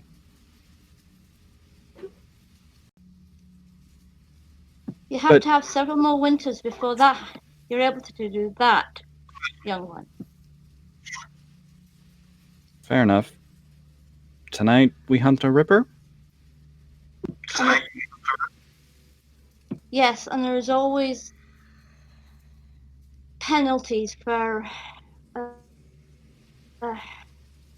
using your animal form for too long. I know that too well. And she flicks a.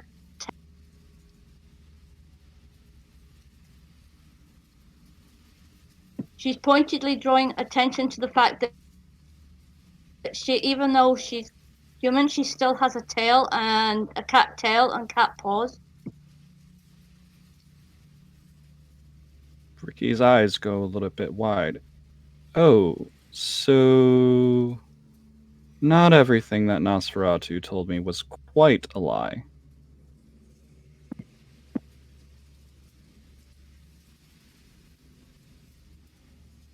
When you've had almost 37 winters, you'll learn. I suppose I will, if I live long enough. Hopefully you will. If you don't, well, shit happens. If you live, you get lucky. So I've noticed. Meet you at Port Meadow?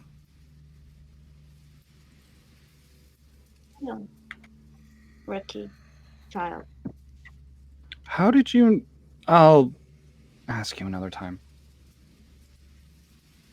You'll probably be there She just before us. smirked.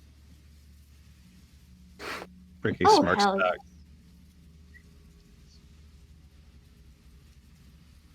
All right. The woman Mm. folds back down into the cat, winks, and then is gone into the darkness. Ricky goes back to Cedra. We need to go to Port Meadow. Prowl. The owl actually follows the cat into the darkness till the owl can't be seen anymore either.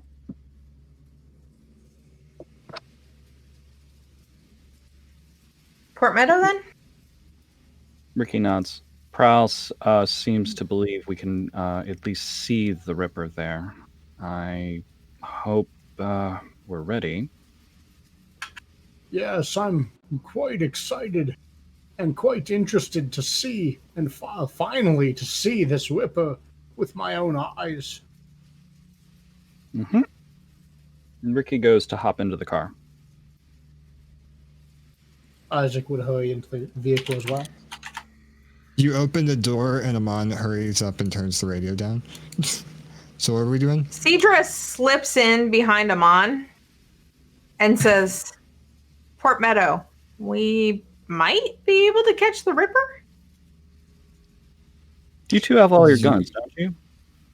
You want to go try and catch the Ripper at the werewolf park? In all fairness, we don't know if it was a werewolf or not. Right, but that's still the park with the werewolves. Werewolf Park? At the very least. You did well last time. You're a serial killer and don't want to get chased down by a bunch of pussy-ass vampires. I mean, yeah. Well, according to Prowl, this thing is 15 feet tall with 9-inch claws, and So it's a werewolf. leaves her alone. So she doesn't think it's a werewolf. Leaves her alone? It flees when she finds it. When she's a cat. 15 feet tall and scared of cats. Cool. Mm-hmm. Come She's a on, big werewolf cat. killer. And she pats him on the shoulder. What are you afraid of? Werewolf, Cedra. He's afraid of werewolves. I mean, I Aren't we all? pointed Isaac and I just go, you remember what it did to him, right? At the very I mean, least, that we was could- And they make him out of sterner stuff. Amon, that was just a scratch. Nothing I can't handle. Uh-huh. anyway, according to Prowl, if it's there tonight, it will only be there probably in the next hour. So we should get to Port Meadow now if we want to see what it is Prowl saw. She says it comes there certain nights all the time. And now is the time. Isaac, just drive. If you want to stay in the car when we get there, you can stay in the car. I say Isaac, I mean. No, I'll Me? go. He was talking to me. He just mistaken. They said Isaac. No, it's fine.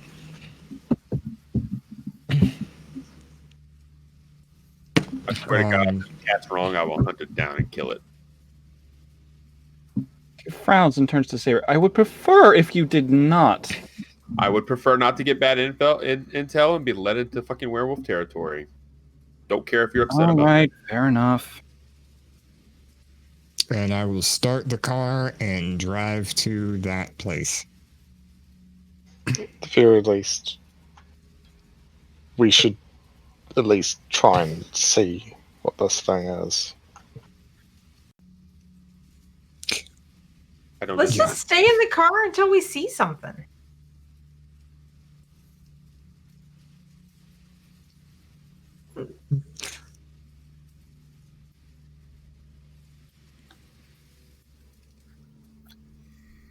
All good to go? Yeah. Okay. So, you all bundle into the car and make your way back once more to Port Meadow. Drive up into the car park and park. You can see the big cat already waiting for you in a bunch of bushes. Because where else is a big cat going to be but the bushes? If we I, can see her, um, she I- was meant to be seen. Yeah. We as soon as we get out, I stop and I look at Ricky and Rhapsody, but mostly Ricky. And I go, you remember how we tried to stealth into that house? Yeah. Do that 10 times better, and we might not die.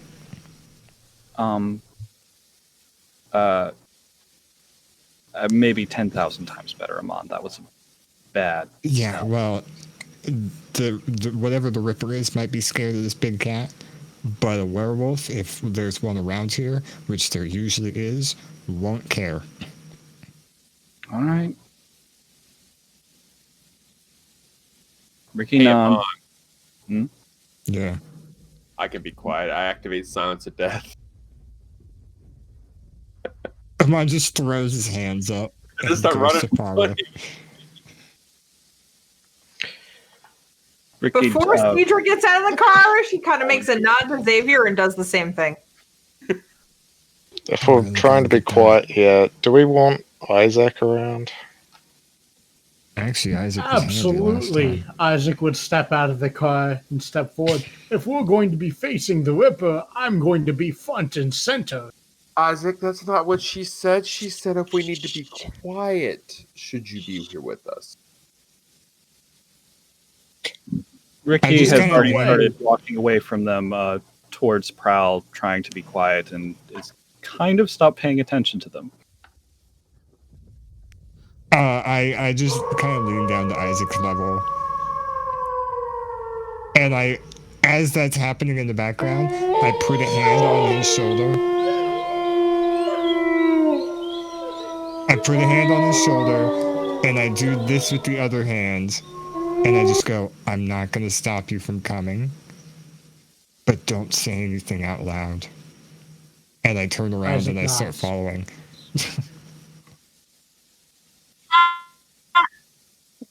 Watches the coterie, eyes glowing before it unfolds into the woman again. This time has a rifle slung over one shoulder.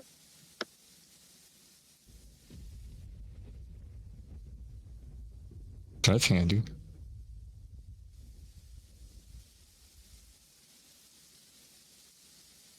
Might have silver bullets, we don't know. Come with me. And she backs further into the bushes. And she doesn't seem a bit bothered by any howling of wolves. Ricky just nods, and just not really even looking back at. Well, takes half a glance back at the coterie, shrugs, and follows in after Prowl. Cedra Mentally? seeing the rifle. First of all, I'm assuming this will all be one scene. Mm-hmm. We're all in the scene. Cedra seeing the rifle will use her sword to cut open her palm. Browse check for me, please.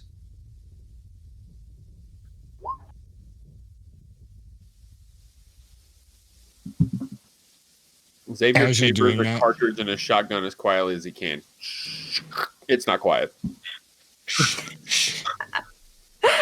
As they're both doing I give him that, the side eye. Cedra, you just get mentally from Amon. I've only met 3 Gangrel, and I'm already tired of all of them. Dude, Hey. totally. Well, Rhapsody Coxer, while everyone else, Rhapsody Coxer Hey. gun and follows after Ricky and Prowl. while everyone else is getting ready, The only reason Isaac I would- have this is defense Defense from what?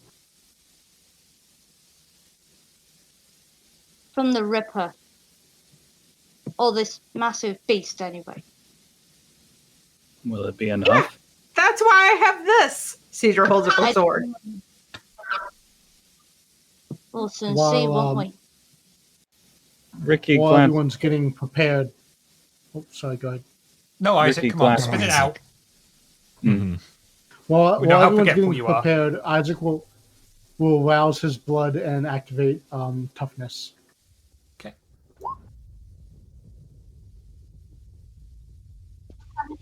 Questions for me, young one? Prowl directs a question at Ricky.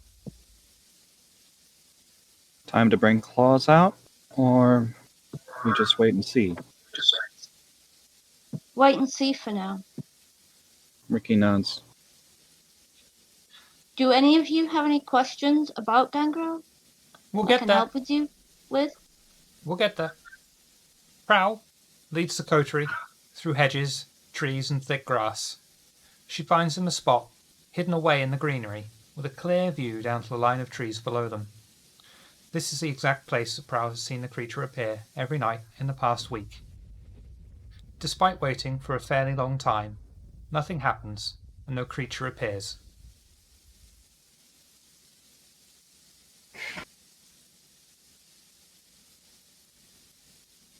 Ricky rests on her heels, quietly waiting and watching, and seeming quite content to just sit there and watch and listen to the darkness. Prowl almost hisses. Well, she hisses in discontent and just kind of sits down again. Cedra sits cross-legged on the ground, puts her sword across her legs, and just rests her head in her hands. Always about this time. Is it late? It seems like it. Mm-hmm. I look behind us. I like how you're No, thinking, don't do that. but this is a horror movie, so you're fine. Touche. I run up the stairs. Oh no, wait. I go out into the spooky, fog-covered woods by myself when there's a serial killer on the loose, after having sex and engaging in recreational drugs. Yeah. Ricky uses her eyes of the beast and just strains her sight to scan the area where Prowl is watching.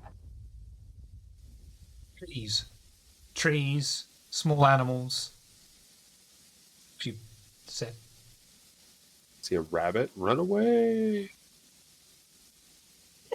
Everybody looks kind of relaxed except for probably me and Xavier. I would do the scan the area.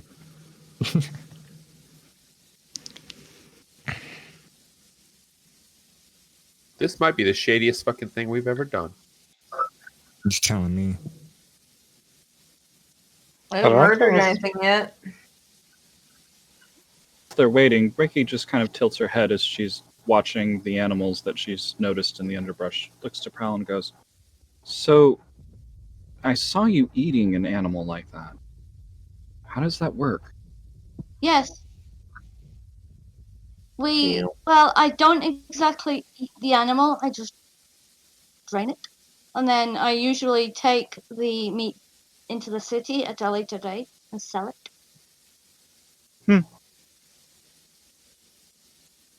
That must be really convenient. Cedra looks suspiciously at Prowl. Yes. Do you only eat animals? Yes, I do. Mm-hmm. I will not harm any innocent. Innocents to be protected. Neither will I.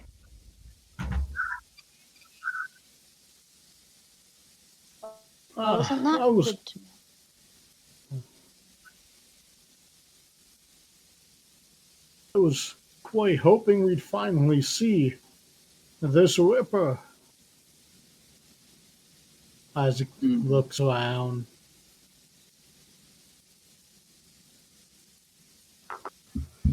It is annoying that it isn't here. But while we're here waiting, do any of you have any questions for me? Especially How did you. you know my name? When you sent the message, you had my name, and you knew where to find me.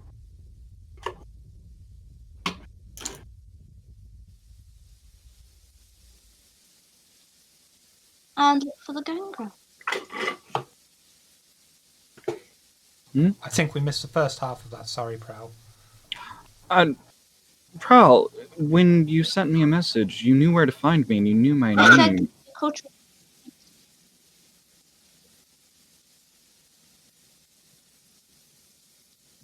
As I said, Spartacus overheard it.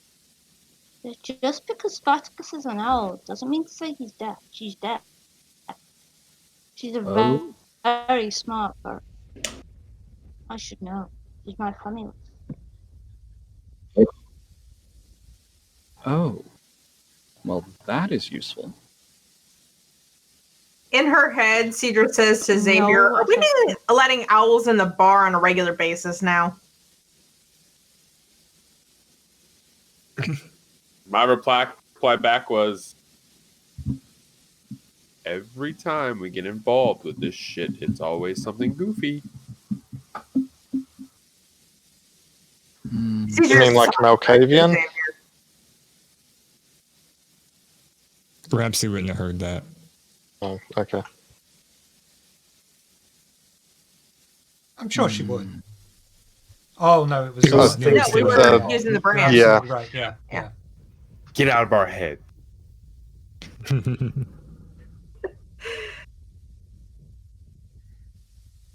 Hmm.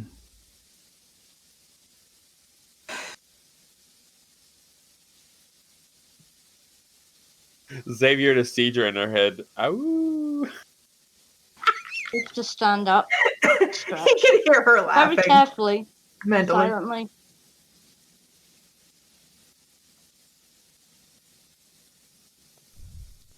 Ricky gets up too, also tilts her head at Prowl. Then her eyes go really wide and she starts looking around her. Yep.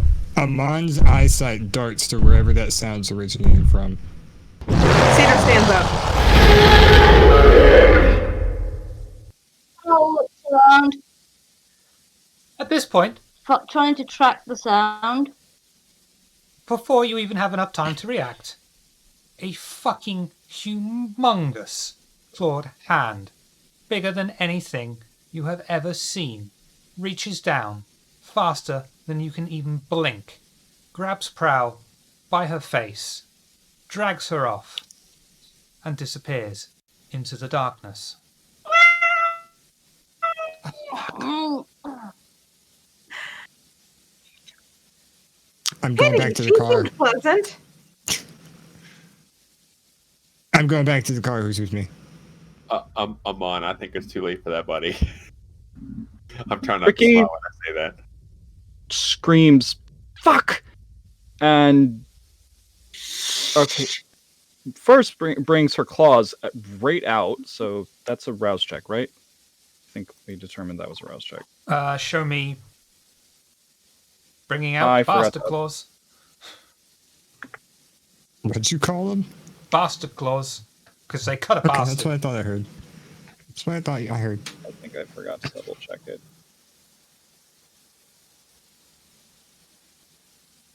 So we only saw the hand because the fog is so thick. There was We no heard fog, it. it was just so fast. You just saw something move Gotcha. extremely fast that you could only reason would be a hand with massive claws. And that doesn't seem to be a rouse check, so you're fine. Okay.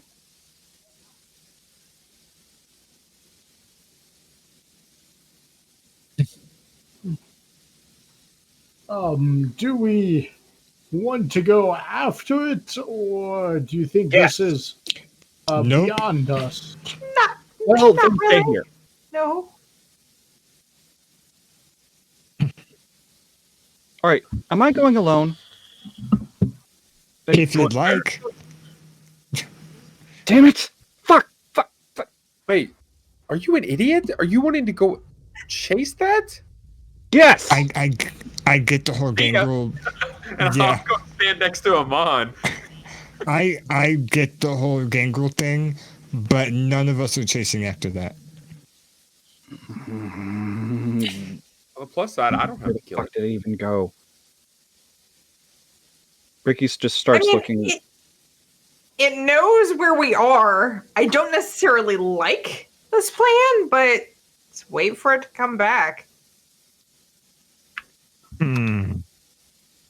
It's an audible groan you hear from Amon I look at as Amon. soon as you say that. We all make bad decisions, man. We gotta live with this one. Ricky just shakes her head, goes over to where she last saw Prowl, tries to figure out if she can at least see if the beast disturbs some branches or something, anything where she can figure out which way Wits it went. investigation, difficulty 2, please. Investigation. Wits. Get out of here, man. Game over. Game over. I'm going to leave that exactly as it is. Okay. You look around, you look down, you see trace of fucking massive footprint. That's the closest you could call it. Anyway, it is bigger than your entire head, with massive talons at the end. As you look around, you think of Prowl being caught by this thing. Your blood begins to boil. Your beast comes to the surface with your anger, and you wish you could have done something to save Prowl. You feel a tremendous amount of guilt, obligation, rage, and anger, and take it out on yourself. As your beast appears, you will it back down, not succumbing to a frenzy, but you will take a humanity stain. All that, and that didn't give any clue as to a direction. Your Well, I footprint. Came in that way, went back the same way it came. So she does know which way it went. Is the way it came deeper into the park? Yep. That's a big old nope. So can we I mean, since we're here, you all really think that fucking thing went into the city and killed people? I don't. I don't know how it could get in the city and not be seen. Are we going to chase it, or are we going to wait for the? Or are we going to leave? Because either way, the werewolves are going to get us. I Yeah, maybe we should leave. Yeah, we should leave. think How about this? We're going to leave. You can follow us. If when we get to the car, we'll wait 30 seconds. If you're not back by then, we're leaving. Before Xavier even stops talking, I'm already on my way. I walk right behind him at a brisk pace. Isaac would follow behind. 30 seconds. Cedra's 30 torn. She's seconds. not leaving Coterie members behind. Or really wants to leave. Ricky is just shaking, looking back between the car and the trail. She just takes 5 steps down the trail and strains her eyes to see what she can see further. In her head, Cedra says to Ricky, "Really? You think we can take that on?" What are we Ricky just turns and slashes her claws at a tree and marches back towards the vehicle.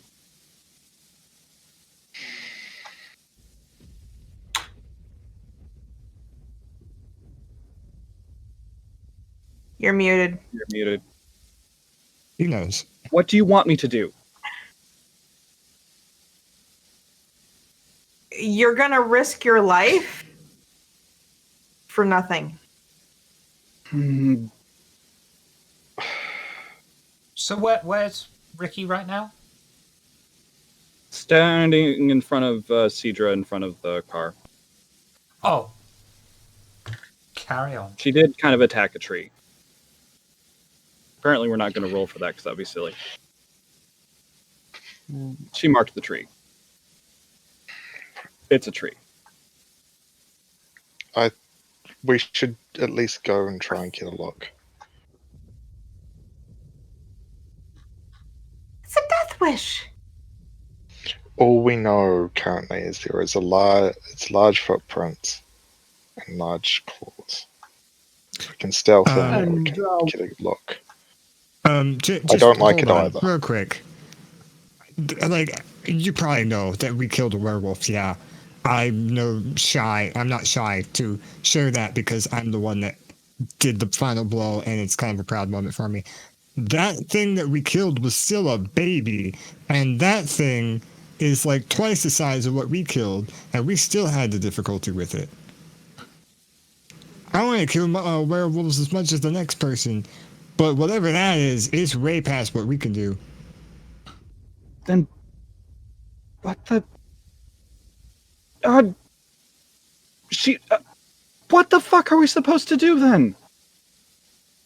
She thinks it's the Ripper, which it probably is. Who knows? And we've seen Ripper sights. She probably looks a lot like that right now. All right.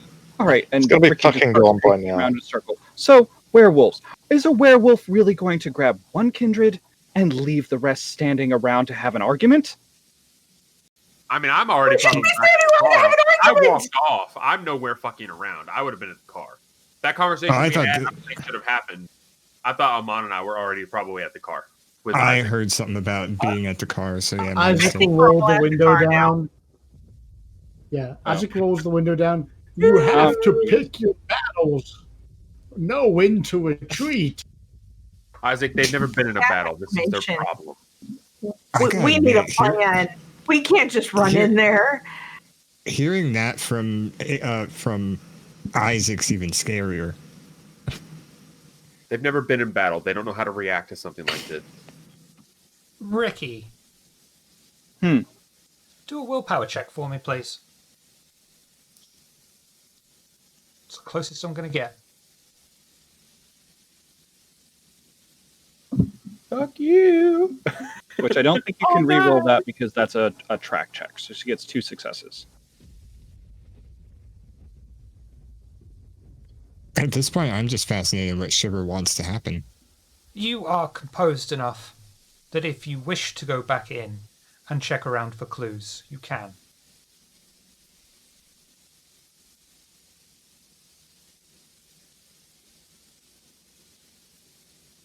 Ricky closes her eyes, reminds herself she can't actually take a breath, looks to Cedra and says, "If I were to meet you outside the park in a few minutes, would that be fine?" I'm not letting you go in there alone. Between the two of us, who do you think is going to find something in the woods? If there's 3 of us, we can help. All right. Tell the others they meet the others outside. Cedra says to Amon and Xavier, "God damn it, we're going back in there." I guess only Isaac and Xavier would see this. Amon punches the steering wheel and gets out of the car. Yeah, I get out with them. And I say, I have nothing to say about this, actually. Just shake my head. Just out of curiosity, Amon, where on the steering wheel do you punch? The outer Does it rim. honk? Oh. Okay. Honk, honk. Isaac would get out Valid as question. well. It's like, well, as long as we stay together, we have some sort of safety in numbers. I It wouldn't can't do be this, but solved. I wouldn't do this. But the funny mental image is Isaac saying that, and then Xavier and I blinking back into the woods and leaving him by himself. No, I'm not blinking. I know. I wasn't going to do that either, but that was what popped in my head. So Isaac would walk up with Cedra. Well, I suppose, we're going to track it down, or are we looking for something? I don't know. We're going in and we're going to die. That's what's going to happen. And then I start walking back to where Cedra and Cedric's the been others were. persuaded by the starstruck Gangrel. Ricky turns and just flicks Xavier off with a very low You can't growl. hear me. We're nowhere even close to you. Oh, We're okay, never mind. Yeah, we haven't gotten back I yet. know you all really Never want to be mind. mad at Xavier, but geez, chill. I wasn't sure where they were.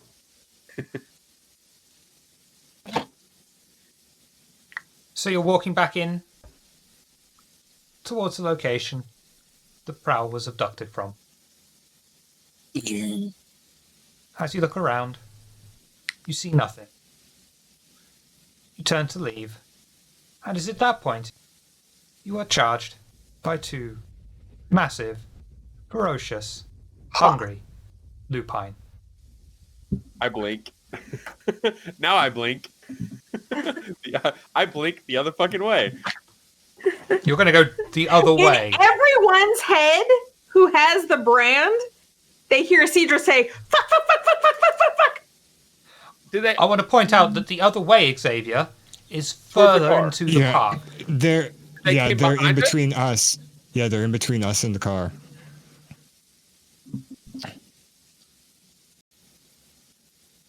It's fine. I'm gonna kill somebody after I die from this werewolf.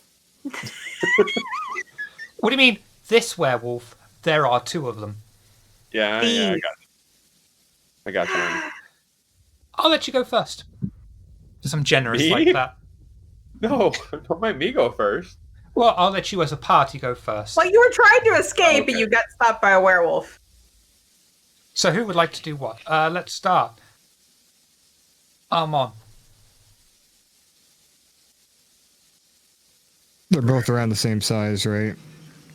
Yeah. Are they About definitely 13. bigger than the first one? Yeah, they're about Yep, 13, okay. 14 foot. Are they attacking? Oh, yeah. I mean, they're not He coming said here for a angry tea and party. hungry. Okay, just making sure. Besides, they have seen Being you. diplomatic. Yeah. It's too late now. We Gonna be either gotta diplomatic kill with a him werewolf. or we're gonna die. Hi! Would you like a stick? Ah. Fetch!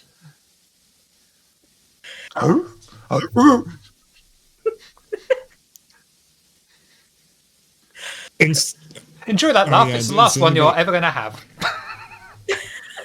Does anybody else want to go first, or I guess I'll go first. How close are they to us? You said we were charged. You're being charged, but you have enough time to react.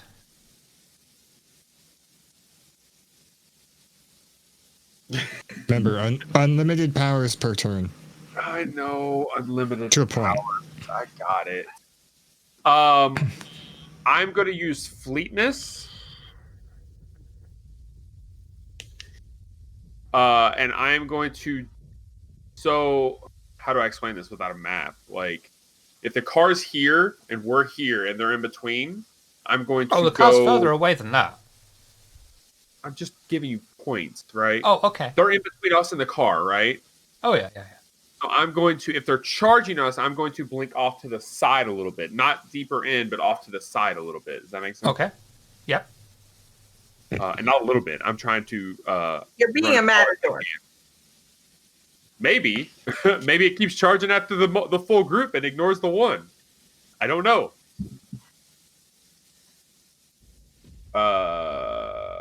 Yeah. So as far away as I can get with fleetness, Okay. and then I will shoot one Hey, with my do a shotgun. rouse check for me, please. Wonderful. Hey, no hunger. No, I've had no hunger all game. This is crazy. Yeah. Good thing, too. You're going to need it. So you want No to shoot at one. That's going to be your resolve and your firearms.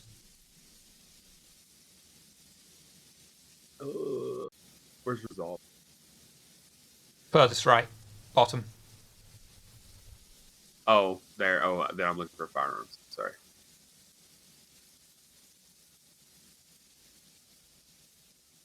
Five? This thing I've is been to going war. This thing is just going to try and dodge. Ooh, excellent. You got a hit off on it. Which gun were you using? My shotgun. What's the shotgun Yeah, make damage sure to look for? at damage values. Yeah. Hold on. I'm trying to find it in this massive map of things I can't find. Weapons. It's under weapons, isn't it? It should be under your props. Yep. It's a damage your value wardrobe. +3. No, it's not. It's under weapons. Okay. Did you ever Medium get gunshot. those silver bullets installed? I I didn't wish. think so. But you got that dagger still. +3. I do. Which one? Oh, it doesn't matter really, does it? Mossberg. Persuader. Okay. 1, 2. Didn't even have to name it. It's already named Persuaded. It's a persuasion. Ha ha ha ha. Ha. Okay. So that's 3 superficial damage. To its massive health pool.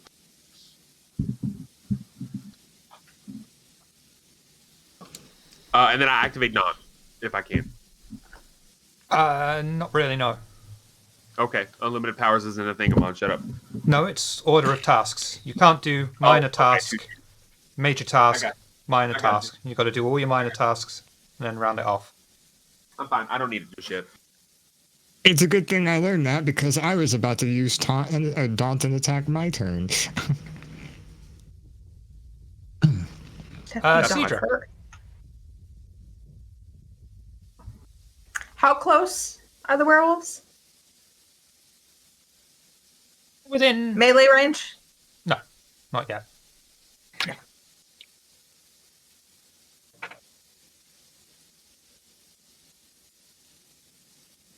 I'm reading something. If you want, I can go next instead. Well, no, because then I've got to Unless keep Shiver- a weird tracking order. Whereas if I go like this, Gotcha. I can easily Okay. keep track. Gotcha.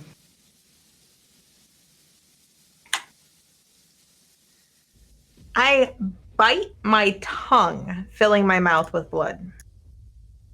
Okay. Now I gotta figure out what that actually does.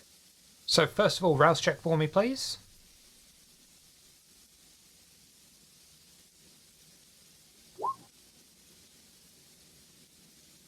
Hunger Games. Okay. And that's your turn. That's what I thought. Armon? Because I know you haven't gone when it was your turn next.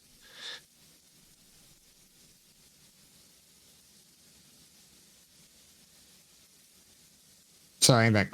I do essentially the same thing that Xavier did, where I blink off to, or it's not blink, but fleetness off to the side. But I do it to the opposite side, towards the other werewolf. Rouse check for me, please. Yeah. Rouse check. Lovely. And I actually, I mean, he did a distance away from the one so he could shoot it, but I'm gonna get up in melee range. I'm gonna activate Daunt actually first before I forget. Okay, show me Dawn. That is in there.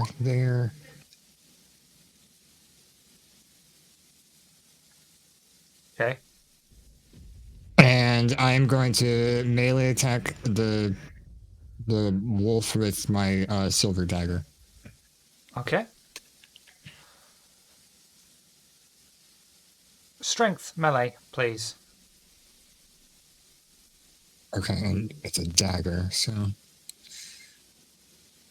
Go right keyboard.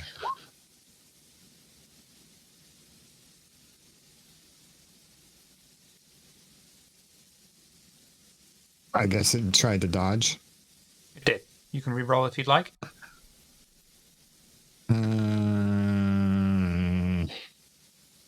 I'd have to get 2 successes. And 2. Yeah, and I only have two that I could reroll. I don't like my odds on that one, so no. Isaac. First thing Isaac will do is he will activate Defy Bane, and let me link that.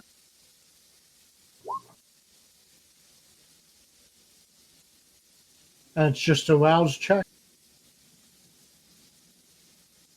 Yep, rouse check, and then wits and survival. That's if I use it reflexively. What do you think Meaning you're when doing they right now attack then, me. when you're being charged by werewolves? Oh, they attack me? They are being charged by them. We established this. Oh, okay. This is a kind of Oh. brown trousers moment right now. Sure.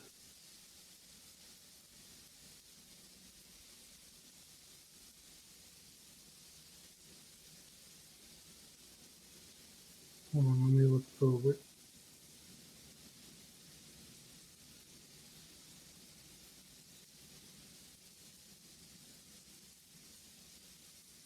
It's wits and survival at difficulty 3. Oh dear. Okay.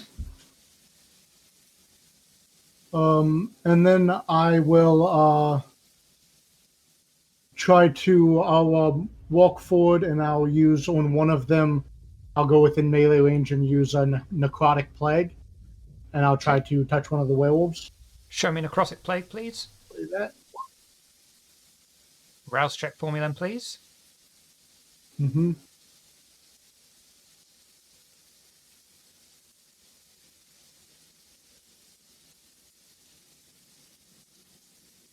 Gain a hunger. And do intelligence and oblivion. And obviously the werewolf is going to try and dodge.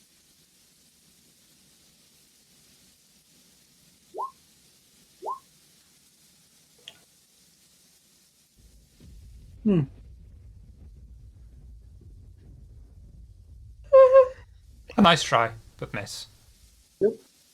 The werewolf, unfortunately, is incredibly pissed off as it trips over itself slightly. I'll tell you what. As it tripped over itself slightly, it embedded its own nail in one of its feet and did one superficial damage to itself. Oh wow.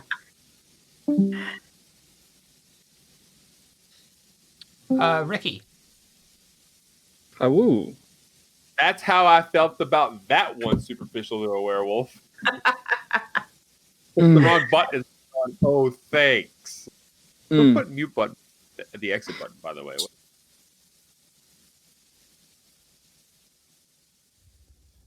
Did Amon and Isaac end up after the same one? Yes. And is it possible for Ricky to charge that one and Yes. strike it Absolutely. with a blood surge for the roll? Absolutely. Do a browse check for the blood surge, please.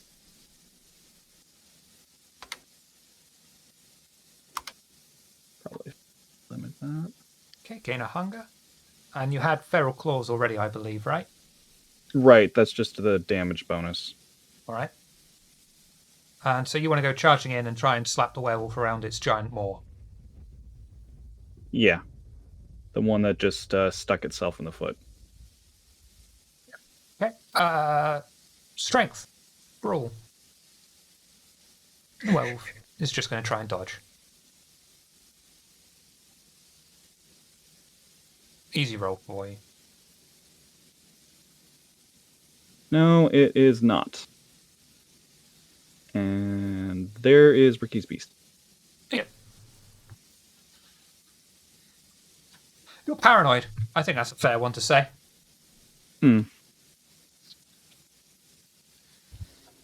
Now she knows how Amon feels. It was either that one or the clan one.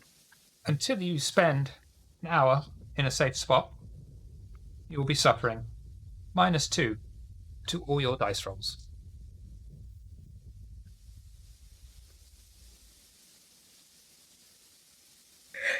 Rhapsody. Rhapsody is going to retreat a little bit and off to the side. And aim and fire at the one no one's attacking. Resolve. Firearms. There's no such werewolf. I know which They one normally it attack. is. The one that's not in melee combat. The werewolf, apparently is now female, is going to try and dodge, and does so successfully. As you aim, the werewolf doesn't even bother looking at you. It just instinctively knows how to move with amazing grace, missing each and every single bullet you fire at it.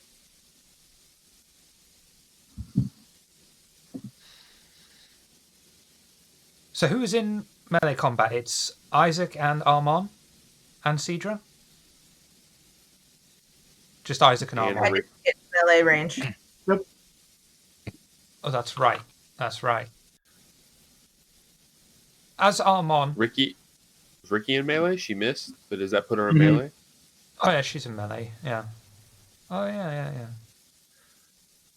4d3. As Armon is the one that began to try and punch the werewolf, that's the one that gets the immediate attention. As such, he's going to take one of his massive claws high into the air and try and bring it crashing down upon Armand's armoured, beautiful face. Whatever the retaliation would be of me attacking back with the dagger. Melee, strength.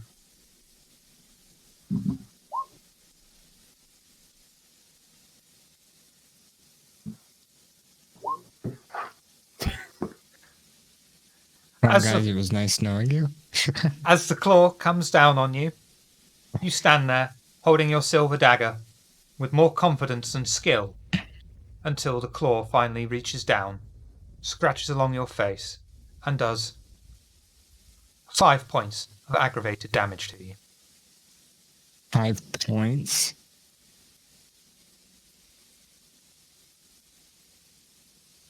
You are fighting a real adult werewolf. I know, there might be a problem there. No problem for me. I think I'm in torpor. Sucks to be you.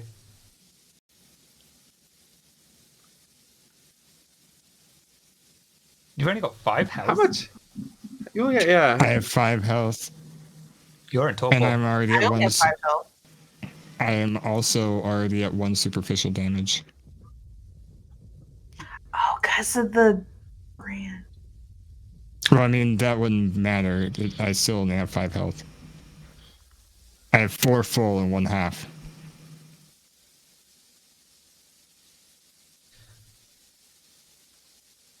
The other lupine, because there were 2, has blood dripping out of it from the shotgun wound that Xavier inflicted upon it. It stops in its tracks. It turns to look at Xavier, pounces upon him, with all its claws a bristling.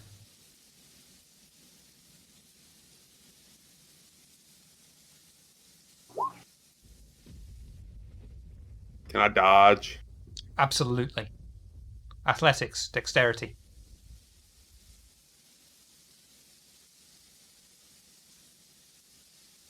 I don't dodge. Actually, Can I dodge? No. No. Apparently not. I'm gonna You re-roll. can reroll for Yeah, Yeah, I was You going to never say, know. if anything, it'll decrease the damage. I don't dodge.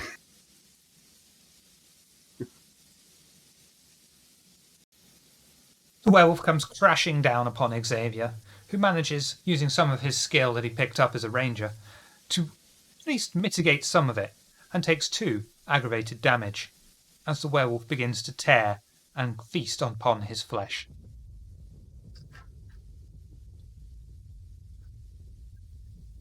Round 2. Xavier, I believe it is your turn. As Yeah. you're currently being Can eaten. I soaring leap away from this fucking thing towards the car? No. No. You have a Can I blink? 13, 14 foot tall werewolf literally on Can I you. blink towards the car? You have a 13, 14 foot tall werewolf literally on you. Yeah. Okay. So, is the answer yes or no? The I answer can't is blink away. The really? answer is you Really? can't move.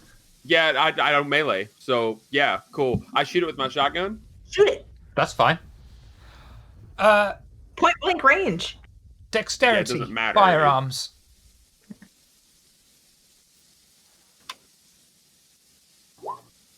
And it will try and dodge.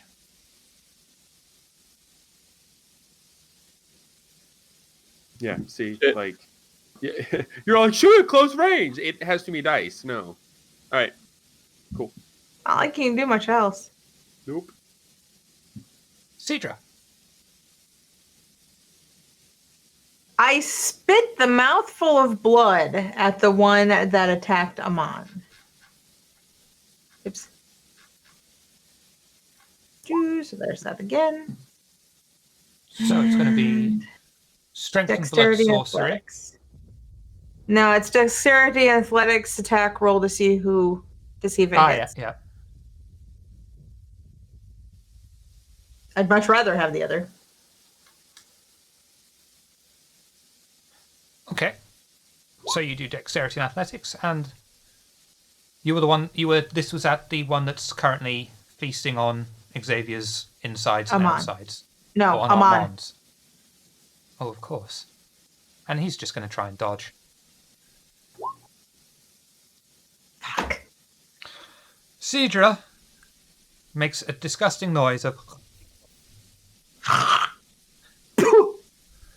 and very inelegantly and unladylike spits a huge goober of blood upon the werewolf.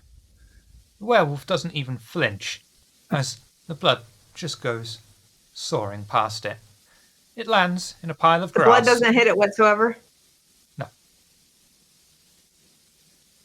I mean, no way. As the blood lands in the grass sizzles away and dies.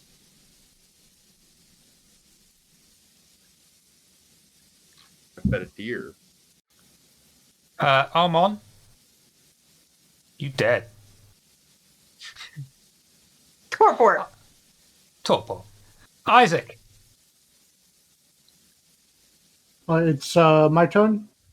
Yep. Okay. If it's my turn, I want to activate Defy Bane. Is that the same one as earlier? Yes, I can link it. Yeah, save me just scrolling. Okay. Rouse check for me, please.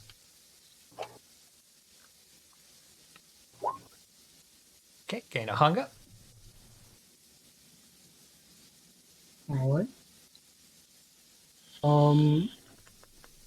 Then I will. I guess.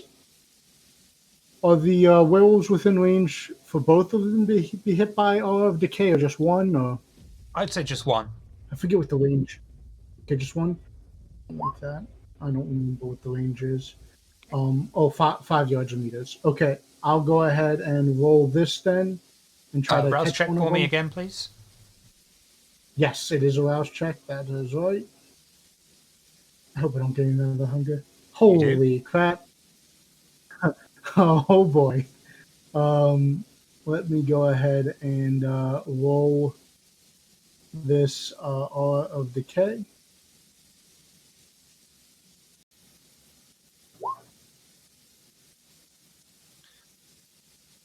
And it's going to try and 5 is dodge. not a success, right? Okay, yeah. And I think they can do what is stamina, medicine, and fortitude. Is what they can use to resist it. Sorry, what did you say? Stamina, medicine, Stamina, fortitude. medicine, and fortitude. Mm-hmm. So I'm going to use stamina and fortitude. Help if I could actually get the right bloody Really? thing. Oh, okay. I'll say. I can't have more dice than that. Oh, okay. That's what I was checking. Holy crap.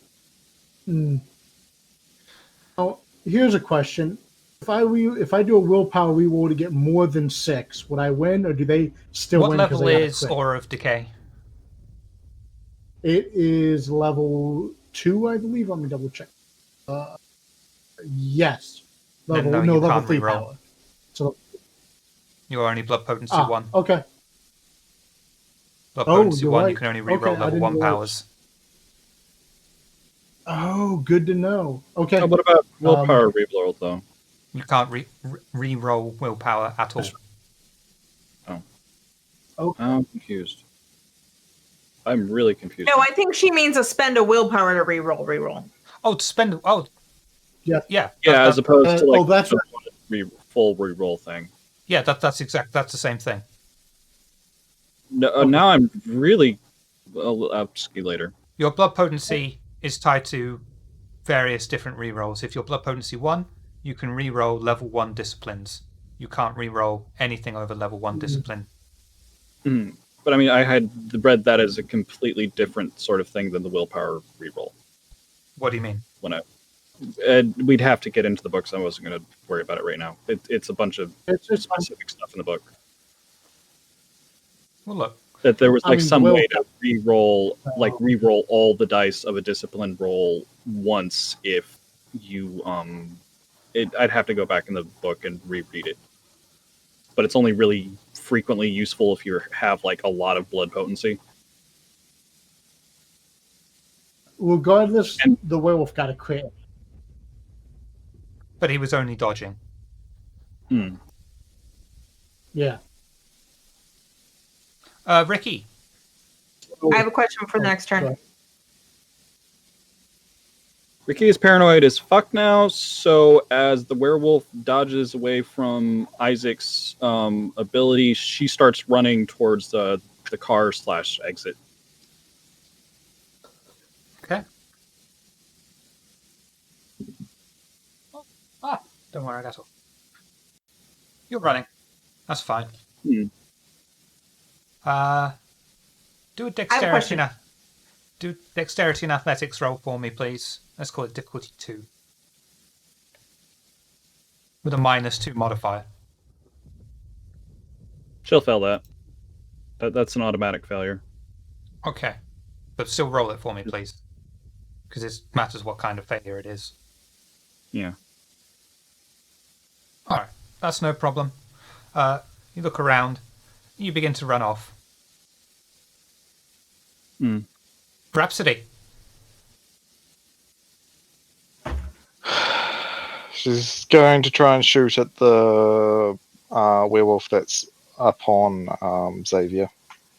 Lovely. Resolve. Firearms.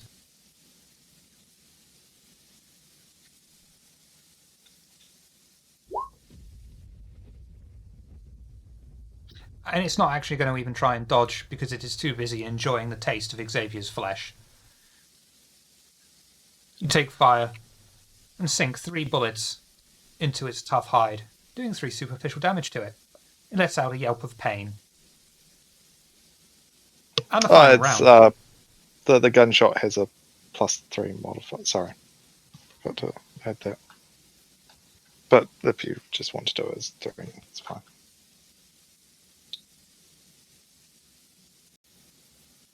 Glock 9mm has a +3 modifier, so That reminds me, I Yep. didn't add in the right health. Thank you for the reminder. So we can do that. We can add in the extra health. I better do that for the other werewolf as well. Aren't you Oh, great. glad you told me this? So they've now got an extra chunk of health. So you've taken that and you've done 3 significant points of damage to it. that's 6 +3 from the gun.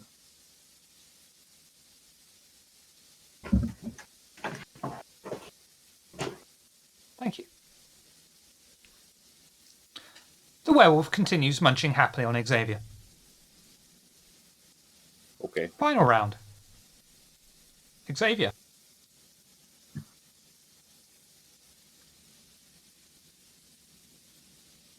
Really only got one choice, I suppose, but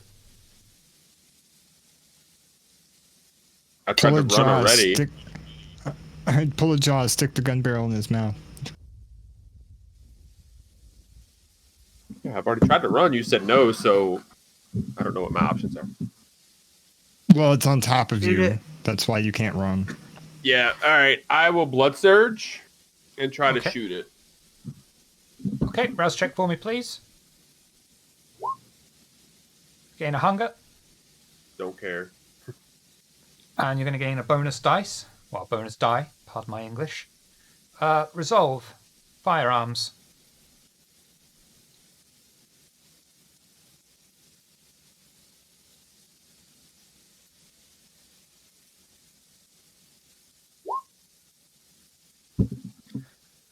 And that's +4, I believe, at close range with a shotgun.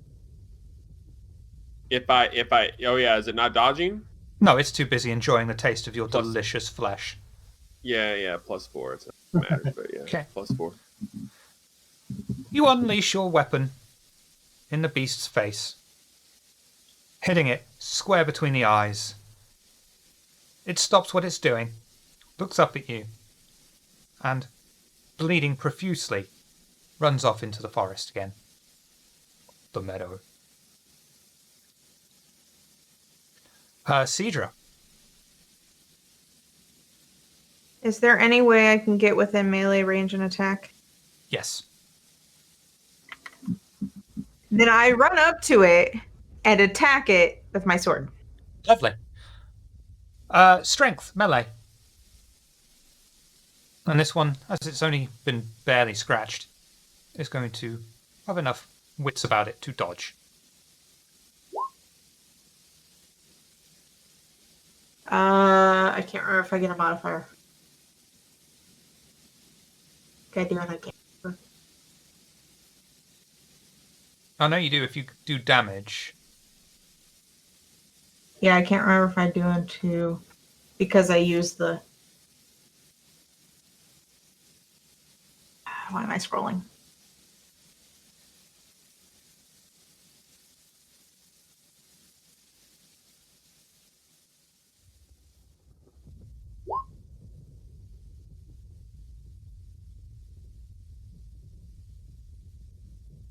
Two dice bonus.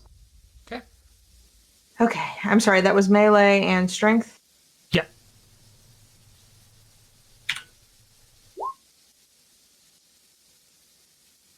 I'm re-rolling.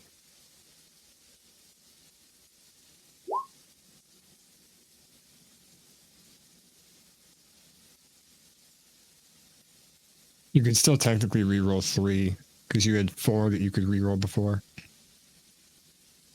I could re-roll 4? I thought I could only re-roll 3. Well, I'm saying you got 1 success now, so the 3 that are still failures you can still reroll.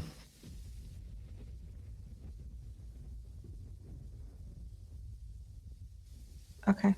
It's a weird way to I'm do it, interested in but that. I'll let you, I guess. Well, in the pool of dice, she still has 3 failing. But what I'm saying Black is I die. don't know if she can pick and choose. You know, I've re-rolled those. I don't like Yeah, those, but I want to thought I take could one only from the other re-roll one. out of the 3. That seems a bit I get it. to me, but I'll let you off. Okay. That's my fault. I know. Nitro told me I could do it and I already hit the button. Yeah. So it's fine. So in a clash of sword and claw, you manage to finally get in a single hit upon him.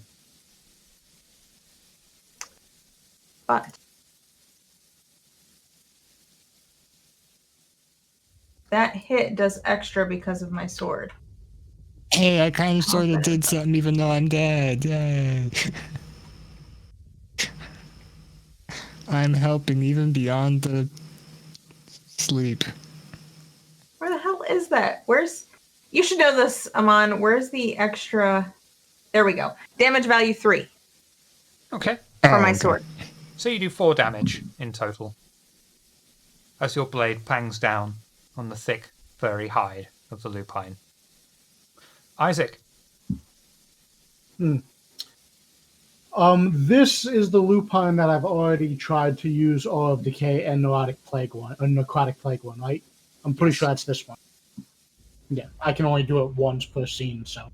In that case, Isaac will lift his fists up, and he's gonna try to the 1-2 combo in the werewolf. Okay. Strength, melee. Oh God. And the werewolf is going to look at you Actually, in disbelief and be all like, what the fuck? And bring down a massive claw and attacking you. Probably the same roll, but isn't Fisticuffs Brawl? I will. Sorry, yeah, you're absolutely right. Probably the same number of dice anyway.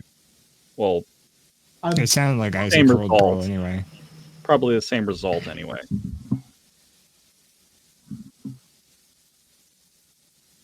Yeah, Isaac rolled the um, right one anyway, yeah. Hmm. Yeah, if I re-roll and get more dice, Can't reroll I any can hunger do. dice. Nope. You're right. You That's roll- all hunger dice. Yeah. You're hungry. No, you're right. So you take I'm 3 very aggravated hungry. damage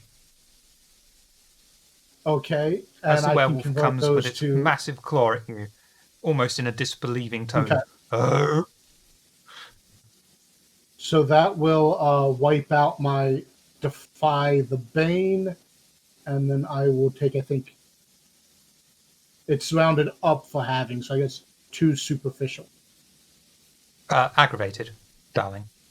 So you take 3 aggravated Yes. damage. You take the full lot because there's no superficial damage on this. But Defy the Bane lets Oh. me change a number of aggravated damage Oh, does it? to superficial. Yes. Ah, Up to my fortitude, and then it's expended. So Gotcha. that wiped out my Defy the Bane. Okay, Ricky, do you want to She carry really on running? is the tank of the group. Is that a correct kind of read of behavior under the paranoia thing, or no? That's kind of what I'm Okay. thinking, is that it could be. How Yeah. far away is she from them by now? Not as far as you'd like to be. Still very much invisible range. Trying to think, would she yell at them? No, I don't think she would. Ricky is just running like fuck at this point. All right. Straight for Rhapsody. the exit for the park. Rhapsody's going to slightly sigh and shoot at the remaining one.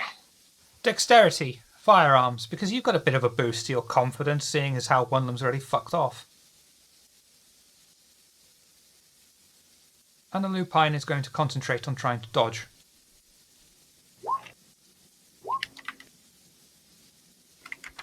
Can I reroll 3? Yes, I can reroll 3.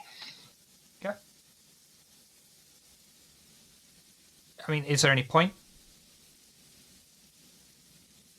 Nope. You might as well save your willpower.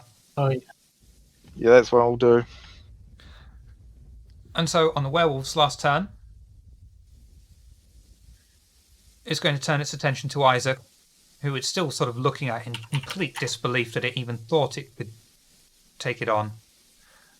Take his massive paw into the air and bring it clashing down upon Isaac's face.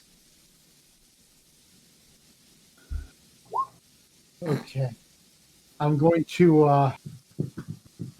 as my reflexive action, I'm going to try to activate Defy the Bane. Let's see if I can get that roll Nope. to work. Your options are wait. dodge or punch it back. This isn't your turn. Well, reflexive actions like dodge, I can't do. You can dodge or you can punch it back. Oh, Defy the Bane did Oh. say something about being reflexive. It's That's- okay. Yeah, but that's not... It said you can use it if it's a reflexive action. So Wait, in you that can case, use it yeah, more than once in a scene? Show me it again. Show me it again, please. Yeah. Easiest thing. Fucking Hecata with your fucking weird powers. Well, no, this is fortitude. Yeah, like on my turn, I can just rouse check. Oh, and yeah, you activate can't it. do that. If- You definitely can't do that Right, and because then it's your turn. You can only do a rouse check when it's your turn. Well, yes. Oh, wait, no, I might be reading this incorrectly, actually. I see. It's wits and survival to activate it when it's not your turn. Okay, Mm-hmm. so wits and Exactly. survival. Yeah, that's what I difficulty thought. 3. But we all know that you're not going to be able to roll this with the dice you've got, just so we know. Oh, I know. I have to get super lucky. I think impossibly so. Yeah, they all have to be a success. Okay. And Ha-ha! Oh. He did it! Ah. Made me eat my and then I words. get to do a rouse check. Now I You get to do crazy the rouse son of a check. bitch, you did it. No, you don't need to. And I don't no, think you I need to do the rouse check, do fortunately- you?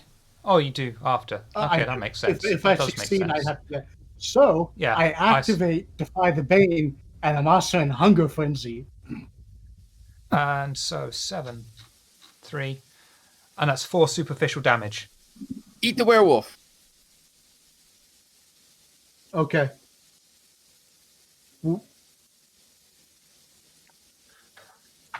You're not halving this, are you? This is 4 superficial damage. Well, Because I think if if you're doing that, I think you're gaming the system at that point. Because werewolves do aggravated damage. it does. Yes, I know Kindred are Yes, meant to if take it- half superficial damage, but it's also a fucking werewolf. Should be If it does 7 aggravated damage, I'm still going to take 4 aggravated damage because Defy the Bane only lets me go up to my fortitude. So I'll do 4 aggravated and 3 superficial. Well, it's... And then I can have the super 3. Oh, and you've still got an action to defend. Right now. Oh. Okay, so I guess I'll You I'll can try to mitigate punch some back. of the I think damage that's better for me than dodge. I'm sorry, Isaac. I couldn't hear you over Nitro, who's in torpor. I'll try to punch back because I think that's better than me trying to dodge by Okay. a little bit. Brawl. Strength, please.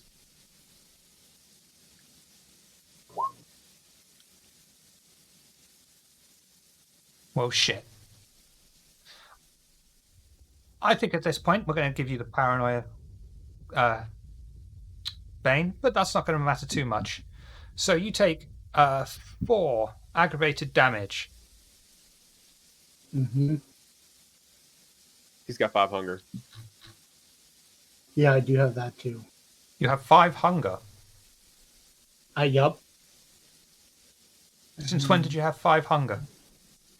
Just now. Since right that rouse now. check. Oh, right. The rouse That check you rouse just made. check. I need you to do... Oh, what does it do when it's... Will frenzy test for me, please. Okay. That is difficulty 3.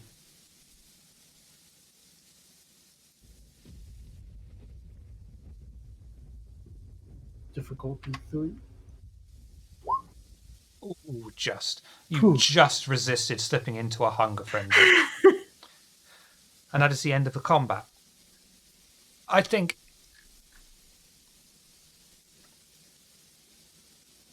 You didn't quite get the remaining lupine down to less than half health.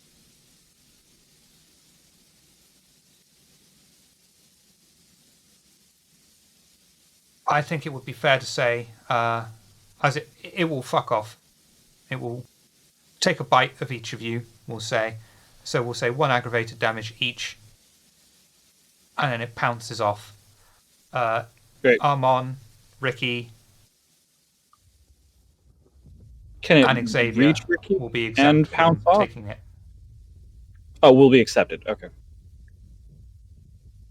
Exempt.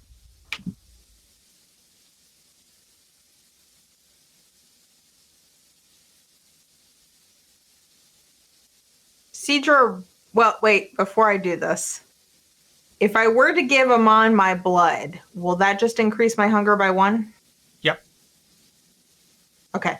Cedra runs over to Amon, cuts open her wrist, and puts it up to his mouth. Okay. Hunger. Well, do a rouse check for me, please. Let's do it like that. It'll be more fun.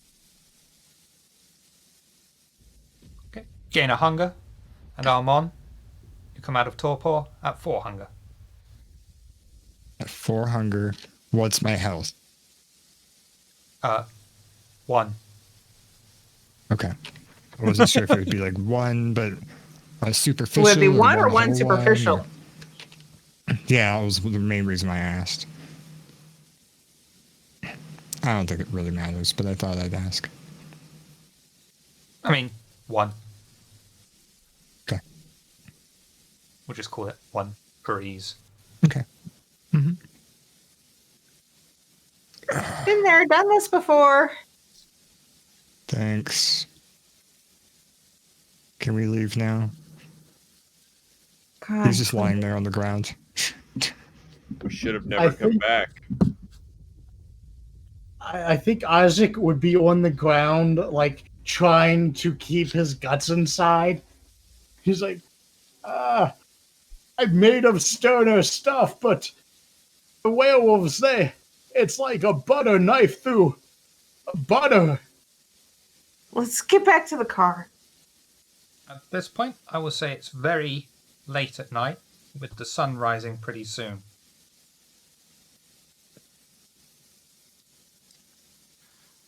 I stick my hand out to Cedra for assistance Help getting him up up. because I'm fucked up. I Help him walk back to the car. practically crawl back. He's in terrible condition. Okay. Let's put you all back in the You're car. in terrible condition. Have you looked at Amon? I think Amon and Isaac are pretty close right now. Probably. I just didn't get knocked Only down. because Cedra revived him on. Yeah. True. That's true. I have one health. Again. I do too. Now. I like, as soon as I get back to the car, I don't even try and get in the driver's seat. I just get in the back. I'll drive. Cedra mentally yells to Ricky, get the fuck back to the car. Ricky stops somewhere almost at the exit of the entire part, shakes herself, and just forces herself to march back, still just shaking and mumbling to herself. Once you get in the car, your compulsions will have ended.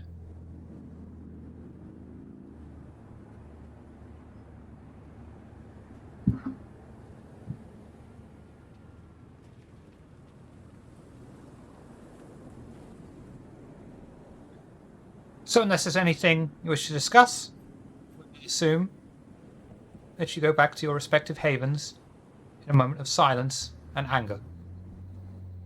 Yeah, I think right now Isaac's just focusing on not dying. Again. Our stomachs growl in unison. Oh, yeah. No, Xavier's pretty good. For He's once. too hungry.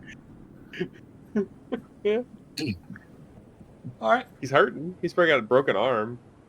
Fucked up leg, but you know.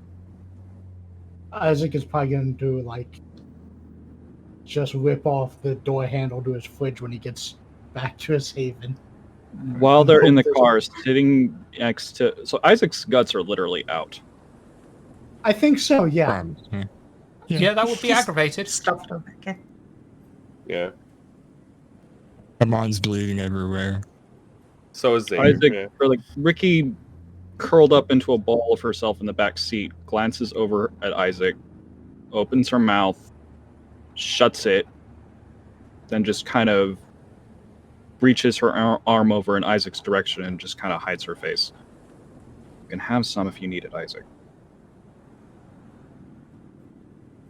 You know what? Even though Isaac doesn't want to, I think he's hungry enough that he will. Ricky's I mean, just I'm kind at of 5 ashamed hungry. of herself at the moment. I don't think I can turn that down. Although, I bet you I'm gonna have to roll to stop feeding though. fuck. I'm so hungry. And that's gonna hurt. Right. Oh, God almighty. Yeah, Ricky's aware of that. What a way to end the night. So, Isaac's going to be feeding off Ricky. It looks that way. Because Alright, if Ricky's gonna offer, Isaac's of all, too then- hungry to turn it down. Isaac, do a frenzy check for me at difficulty 2. Okay. Yeah, offer a starving vampire blood. You're not gonna get good Don't- results. Don't make me turn this car right. You nope, never mind. We're gonna keep driving. Ricky's just kind of like, this is her fault Not that going Isaac's back. like this. And yeah, she knows, she's Right. talked enough with Isaac, she knows it's going to hurt. Isaac, do your predator roll for me, please. Okay. Ooh, first predator roll for Isaac. Oh yeah, good point. I don't understand how Predator Lovely. rolls work. That's a success. You can take up to 2 points of hunger off Ricky. Ricky, you will be screaming in agony and you will take an additional superficial damage. Only one superficial? Only 1 superficial. I believe it's Does she usually get hungry at all? 2 superficial for mortals. Yeah. Does she get hungry at all? Let me check. Do you know how many superficial damage mortals take, Xavier? Because that's the question I'm asking No. right now. Right, then shush. Oh, okay. My bad. Is it normally 2 superficial damage for mortals? They normally have to. I think so. I'm trying to read through it right now. Bane, hunger, stamina plus resolve test, difficulty 3.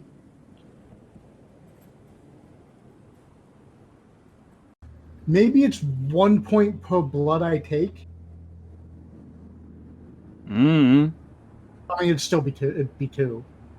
All in right. that So case. yeah, 1 superficial damage, and then Ricky, I would like you to decrease your hunger by the amount that Isaac takes. You mean increase? Increase your hunger. Yes.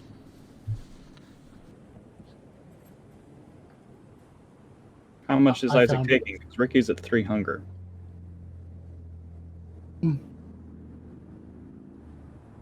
He can take up to 2.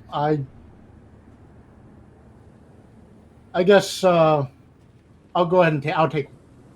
If I can resist, I'll just take 1 to get out of. You did can restrain resist. his fancy. Okay. Yeah, Okay, I'll just so you take take 1. one. Ricky, you Hmm. increase hunger by 1. Mhm. All right. Anyone got anything Oh, else? God. No.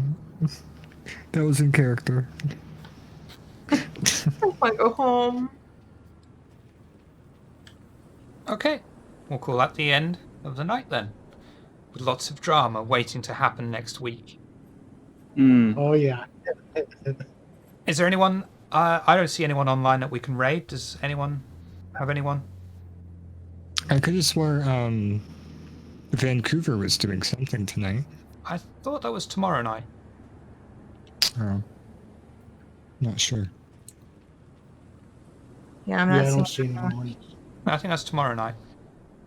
I don't see anyone. Maybe so- it was it was Soul Citizens. That's who I was thinking of. Their thing is Ah, on we'll right raid now. the Soul Citizens. Yeah. They must be on by Yeah. now. Yep.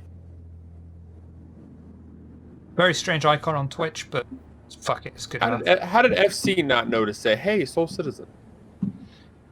All right then. I think Thank there's you all enough for of a coming. delay. He's just not hearing it. Oh, We will maybe. see you for Burning Questions later in the week, and tomorrow, Star Trek Adventures. Thank you for coming. Have a good night. Have a good night.